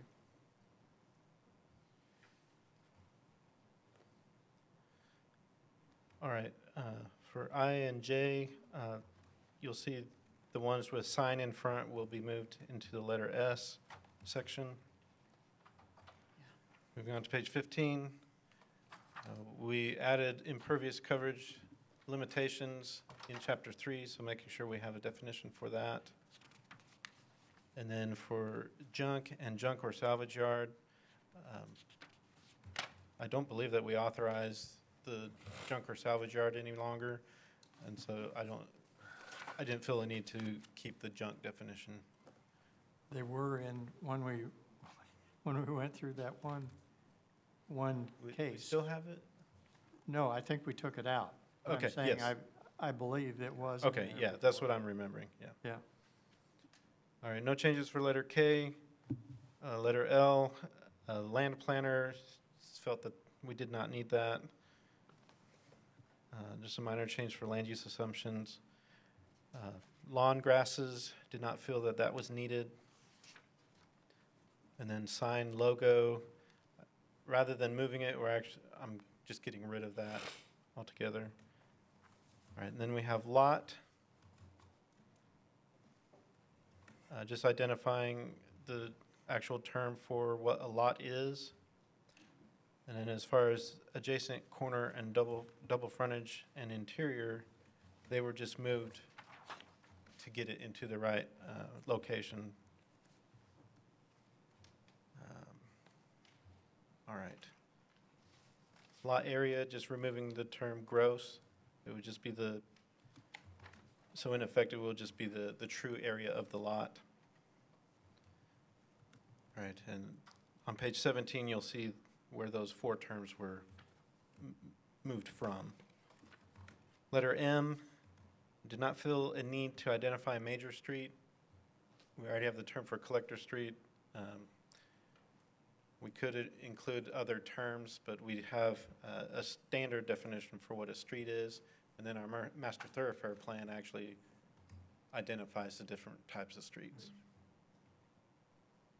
Okay, manufactured home, as you saw before, that's now under dwelling, manufactured home.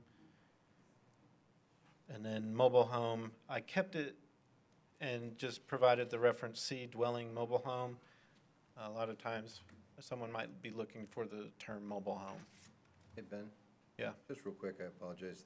On the issue of the lot front, there was some conversation before about did we want to try to define that better as it relates to corner lots?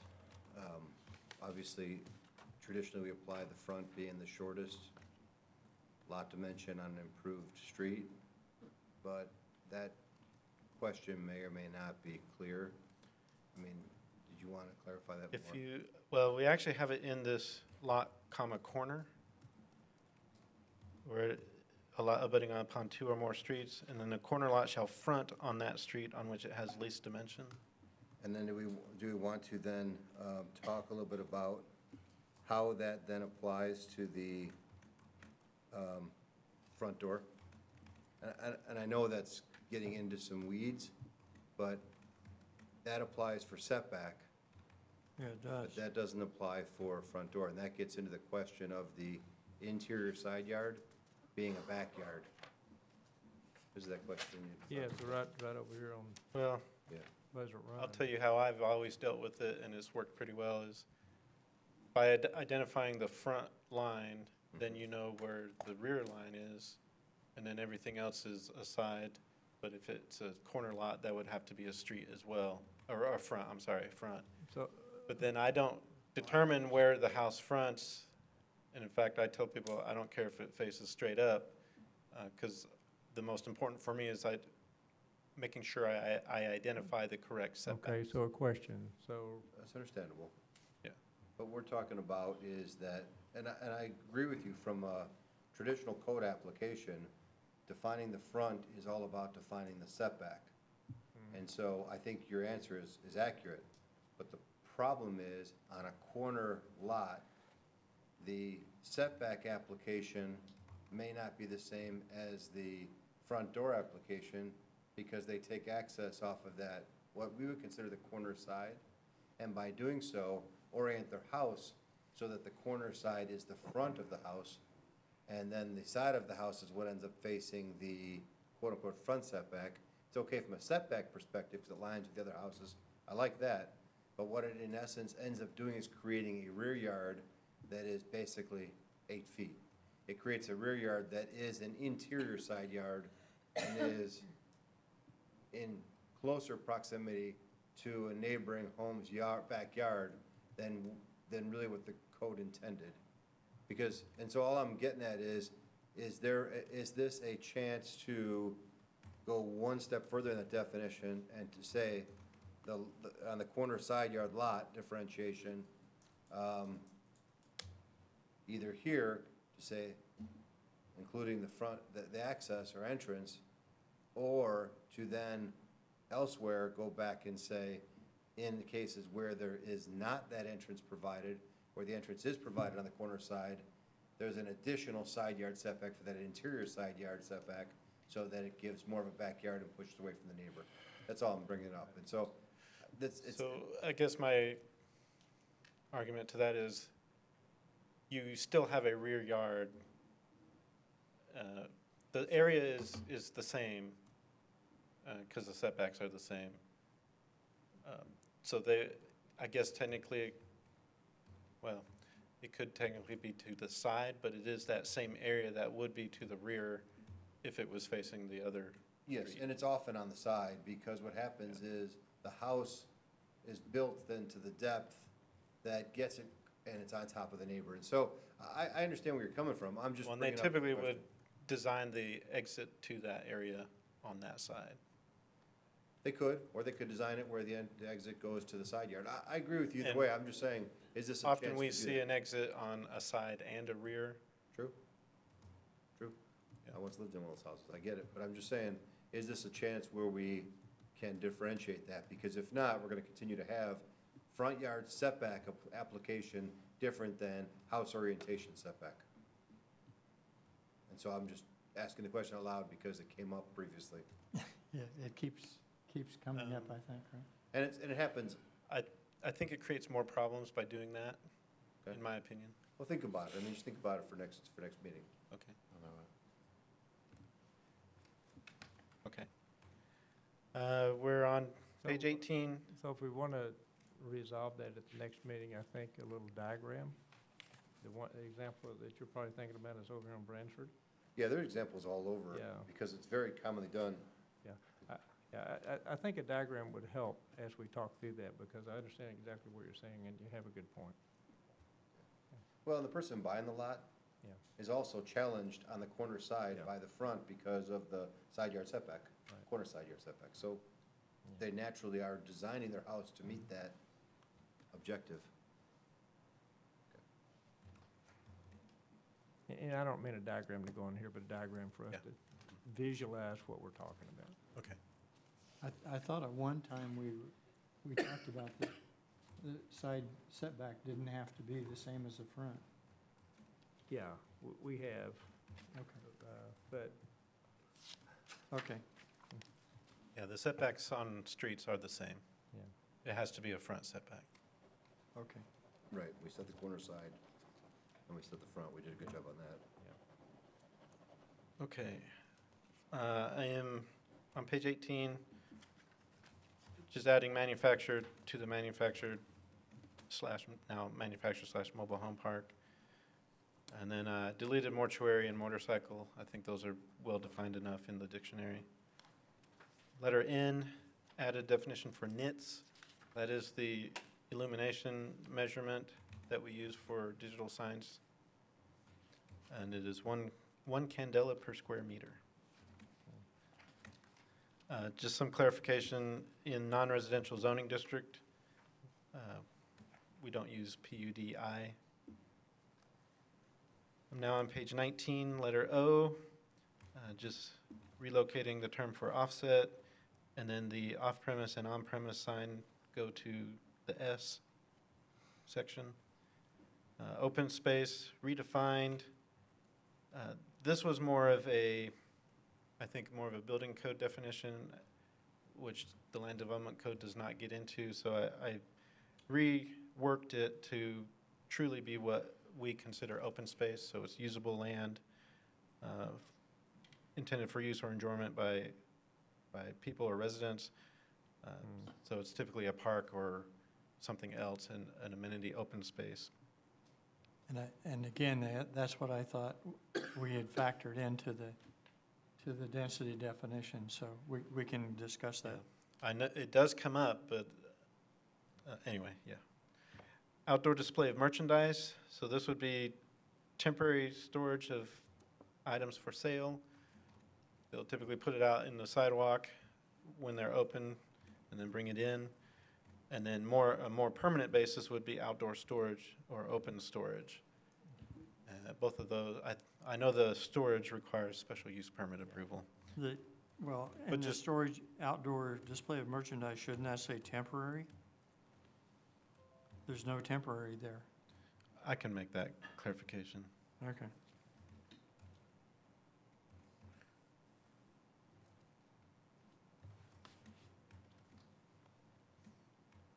Okay, letter P and Q. We have a term for, or a use pawn shop, so we have the term added. Also adding the term for perimeter subdivision fence. Under Planning and Zoning Commission, we made that change recently to where they now only recommend and the city council makes the final decision. And then we have definitions for our different types of plats. We did not include, for some reason, our replat definition, so I've added that. I'm moving on to page 21. The private HOA recreational facilities, I've just renamed it to how it's listed in our permitted use charts, so it's now under the letter R for recreation facilities, private HOA. Public utility has a minor addition to that definition. We are now in the letter R section. Small clarification for what our residential districts are. And then residential setback envelope, again, that was redefined to building envelope residential.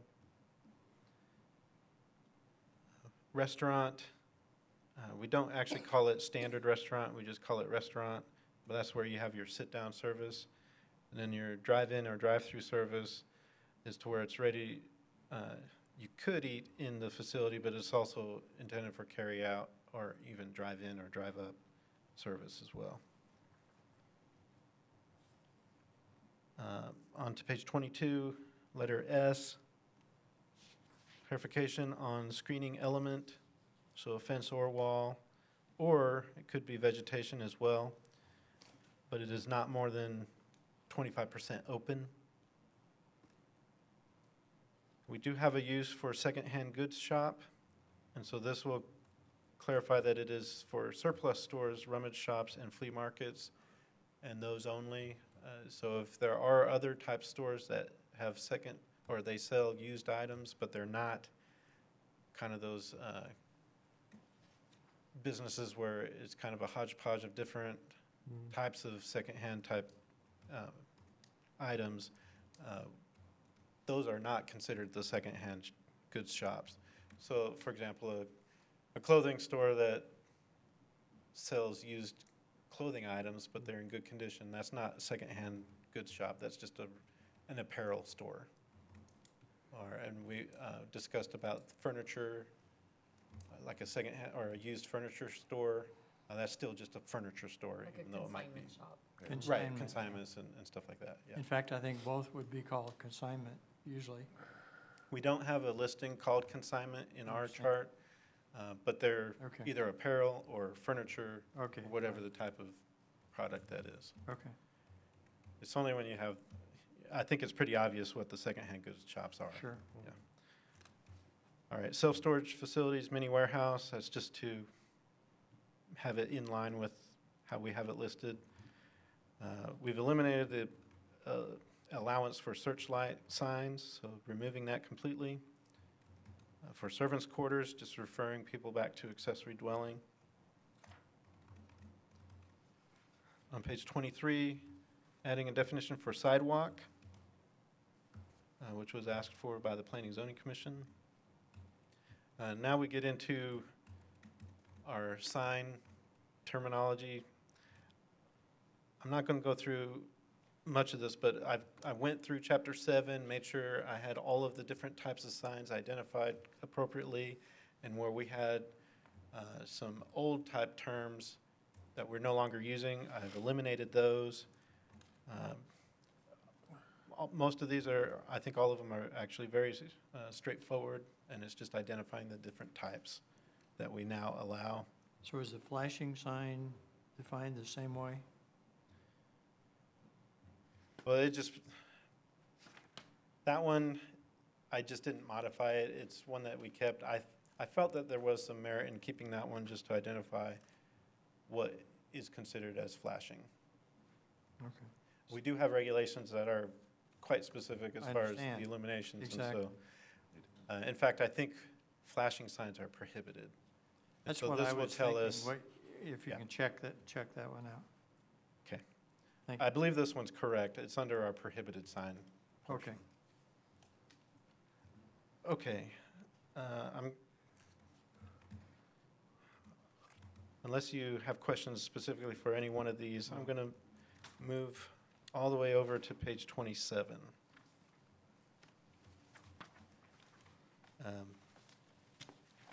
A lot of those sign-related terms that I talked about would be moving to this section are, you see like sign area, sign height, sign illumination. Those were under the A and the H and the I sections previously, now they're here.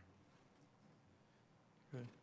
Okay, page 28, just a clarification on site plan, so adding that it will be a scaled and detailed drawing.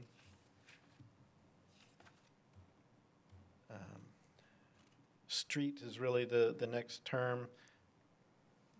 Just rewording that to be more accurate to what a street is. So you changed half story, just to, Yeah, that was just to add a dash in yeah, between it. okay. All right, page 29, under subdivision, it looks like there was an allowance for the 5 acre or more. I think a lot of those were termed gift of love type subdivisions. We don't authorize that under our current regulations, so just striking that. Under letter T, removing the height aspect of what a telecommunication tower is, rather than saying it's any that are greater than 35 feet in height. I want to eliminate that height restriction or whatever, and just say any tower or any structure to support telecommunication activity. Clarified the term for protected tree, and if you remember in chapter 5, we identified the trees that we would not be, which would not be considered as protected, and so those are listed there as part of this definition. Do we want to list them both places?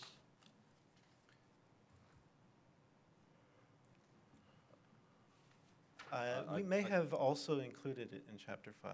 Well, that's what I'm thinking, is if we're including it in both places, we probably want to reference this one back to the list on chapter 5. Well, I think it's word for word, but I'll verify. My only concern is if we update one and don't remember to update the other. Okay. You say woody perennial plant.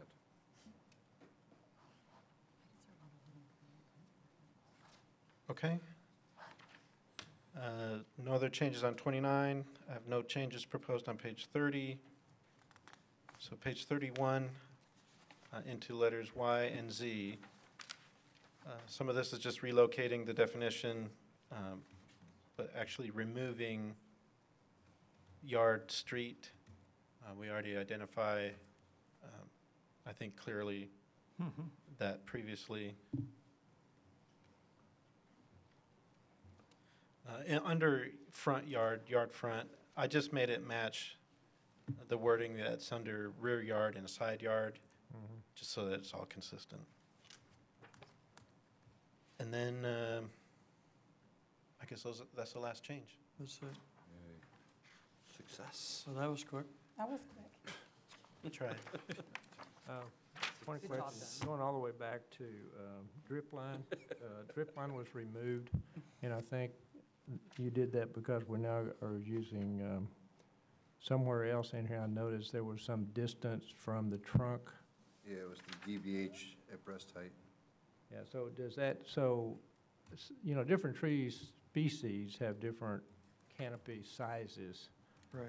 And so does the other new definition take that into account in terms of distance out from the trunk? You understand what I'm asking? You used your DBH. I need to verify whether we need to keep this and add some clarification to it. Okay. I'll make sure that I look at that. Okay. Yeah. There was also a tree that Caleb was concerned should be changed at Heritage or something like that, so he may or may not have some other comments on some of this tree stuff. We would have to change chapter 5 for No, I know, but I'm saying he may have some changes in the definitions. There was Well, some things- he went through, and a lot of the terms that are related to the trees, it's what he actually proposed. He wrote it. But I'll verify on this drip line. I want to make sure that we have it covered somewhere. The other one is, when you briefly talked about the sidewalk definition a while ago, and when we were talking about the policy, we were talking about trails and sidewalks, and what the difference, and I don't think we have a definition for trail, and is it important? You know, the city manager was talking about sidewalks are 4 feet width and less, trails are greater width. Do we need 4 to a- 5 and 8 to yeah, 10. Is there any reasons, as we say what a sidewalk is, do we need to say what a trail is or not, or does it matter? Probably not a bad idea to just Well- put trail in there, or put them both in there. If you look at the definition I provided, which I think it just, where did it go? Oh, any portion of the street between the curb or the lateral line of the roadway and the adjacent property line intended for the use of pedestrians. Could you It's could just put- identifying what the sidewalk could you put is. sidewalk and slash trail? Well, the sidewalk is quite specific that it's adjacent to the street. Oh, that's right. Yeah, But the won't- trail doesn't have to Okay. follow that.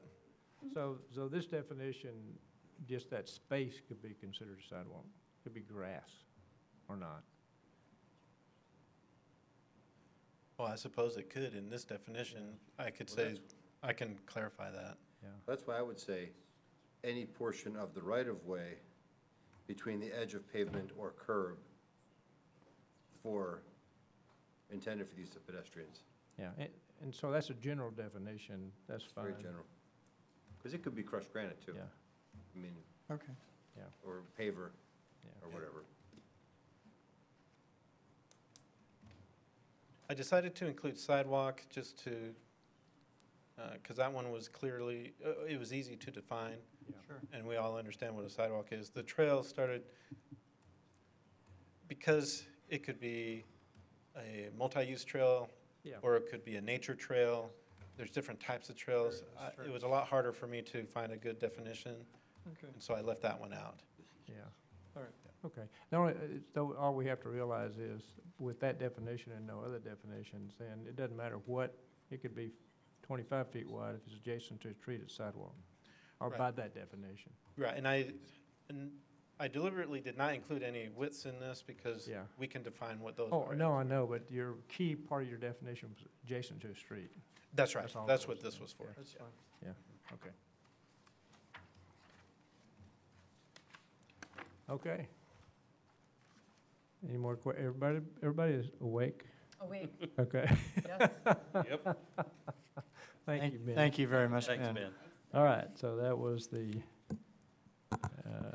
first reading, Mayor, have a public, would you please open a public yeah, hearing? I am. Public hearing is open. I have 2 8s, so I'm assuming it's probably this. So we're on 7. Right, but I have 2 8s. I'm just wondering if you meant to. Oh, Kathy, Hadley, you put in, you had 2 for 8. Did you mean one of those to be 7, this one agenda? No, okay. Very good. So that's all. Anyone else wish to speak on this item? Ms. Hennessy, you're welcome.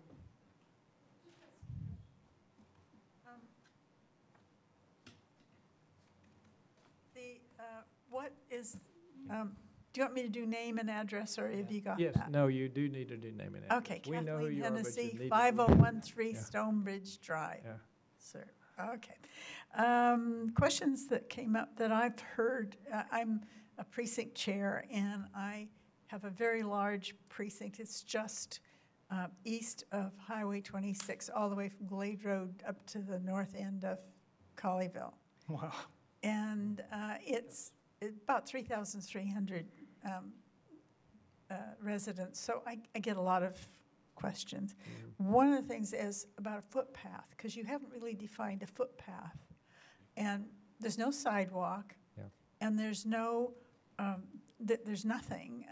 There's just a big street, but a number of people have asked me about footpaths. Just nice little place so you can walk. Yeah. And having walked those blocks, I can tell you, I would like footpath, please. So that, could I ask you to look at definition of, and maybe specifications for footpaths? Okay. Just a possibility. I've gone over, let's see, I'm not sure that you have adequately defined a tree.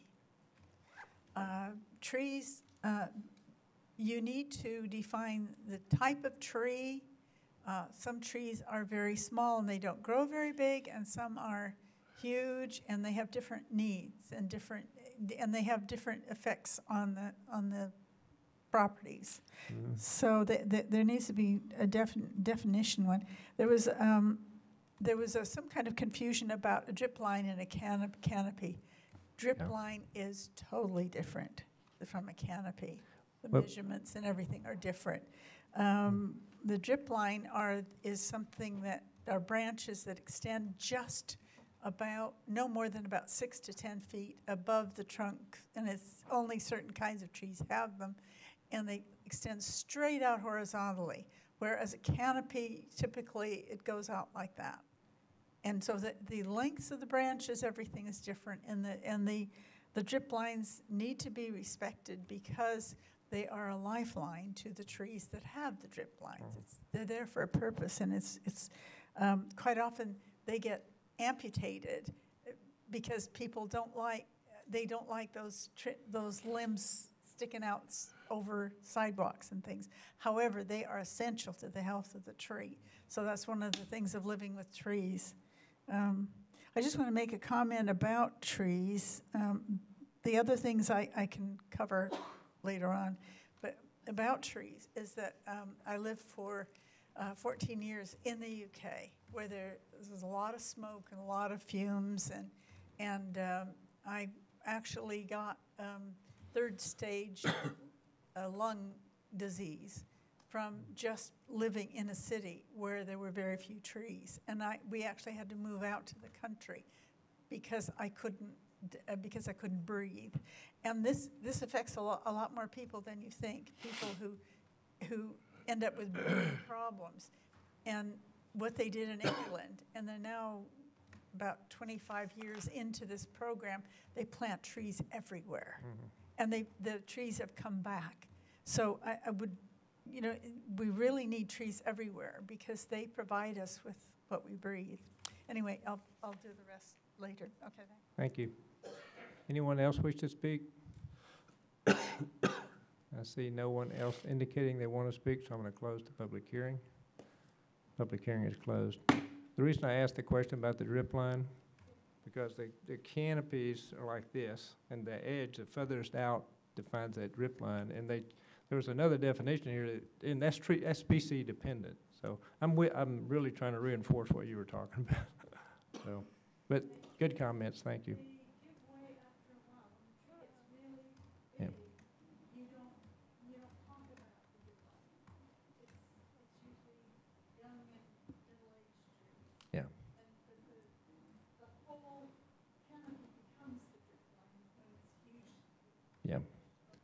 Okay, thanks. So I close the public hearing.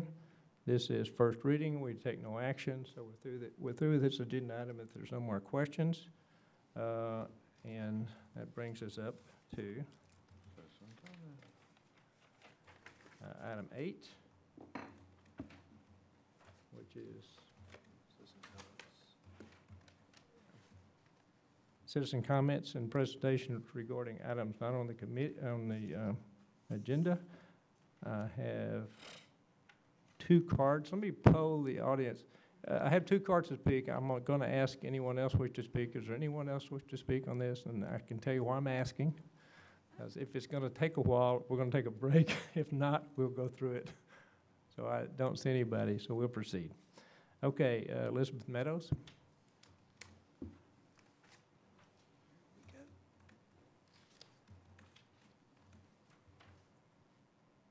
Hello, Elizabeth Meadows, 3900 Spring Hollow Street. The council appointed a sidewalk ad hoc committee on July 18th. Is that in Colleyville? Yes. Okay. So the council appointed the sidewalk ad hoc committee on July 18th, 2017. And the last meeting of the sidewalk ad hoc committee was on October 30th of 2017. The council didn't adopt the sidewalk ad hoc committee suggestions until July 2nd, 2018, which was mentioned today at the meeting. And here we are 9 months later, and the council is now starting to address the sidewalk issues. And I've noticed in looking at the projected capital improvements programs from 2019 to 2023 that there's only 1 sidewalk mentioned, and that's on Cheeksburger from Sandbar to Brown Trail to be constructed, and then another one in development for Roberts Trail. And so that's y'all's ideas from till 2023 as of before. So I guess my question is, why are we all of a sudden now interested in sidewalks? We can't discuss in this particular item, but we're happy to talk about that, but that's just the process. I'll answer that for you right after the meeting if you'd like. Okay. Okay. Thank you. Kathy Hadley?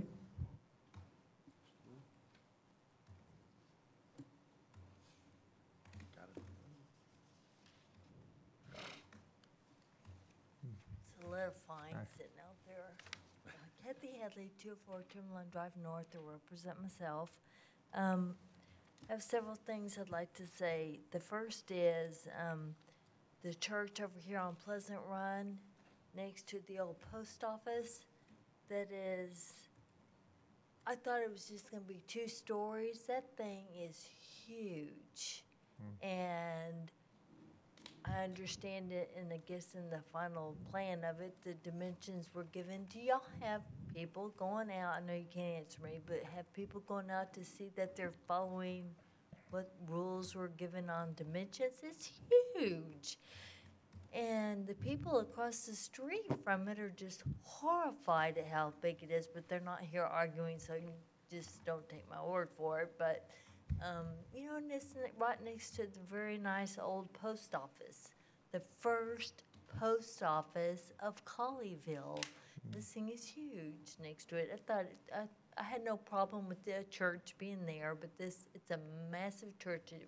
In my mind, it doesn't fit into the neighborhood. I don't know if any of y'all have driven by to see how monster this thing is. Okay, that's my first thing. And then the second is over there on Thomas Street, I think it's Thomas, just off of Pleasant Run and south, there you again have people buying the lots and building monster houses next to the original homes in the neighborhood. And they are filling up every little square inch of the lot, and the poor person in the next door, they don't even get any sunshine on their house because they have monster houses going in next door to them. I understand that might help property values down the road, but you know what? I value getting sunshine. I don't have that problem in my neighborhood yet. I value getting my sunshine. And so I really want y'all to think about the original owners. And if somebody wants to build a monster house, great. Let them buy 2 or 3 lots and put it in. And don't be overshadowing their neighbors. I want y'all to consider that, please.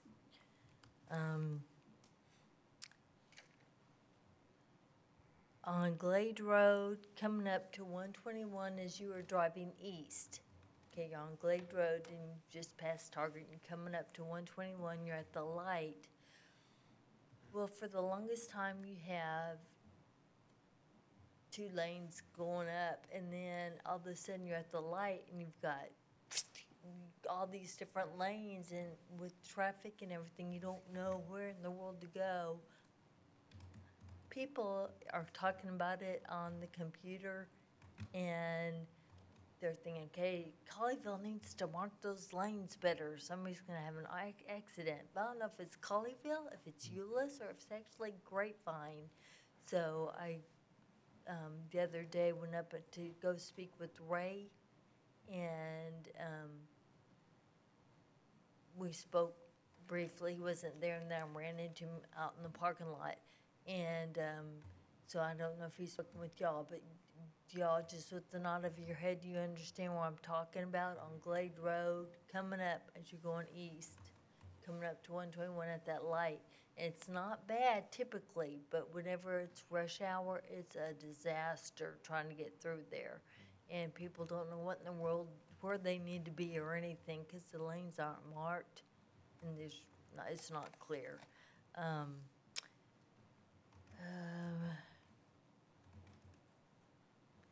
I think that's it. Y'all do it. Okay, trees, really quick, the trees. I should have talked about everything I was reading. I had on my notes and changed. To take down a big tree, they've been here for years. And to the tree committee saying, well, you have to replace 1 tree for every inch of diameter or whatever the thing is. That's not the same as the tree that's been there 50 plus years, and to put in, 15 new little trees. It's nice to have the little trees, but the grand big old tree, serves as a home for the little animals, little birds and stuff, and it has its place in our world. So I just really wish I had spoken about putting in the terminology earlier. So please, please, please save our trees. Thank you. And y'all do a great job. I really love y'all very much. Thank you. Thank you. That's all the cards I have for agenda.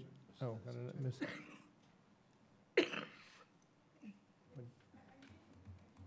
Yeah, that's what I'm saying. Huh? Miss Hennessy. Yeah, you have your card. You don't want to speak. That's fine. Okay. I got you. Oh, yeah. Can you plug, Want to speak or not?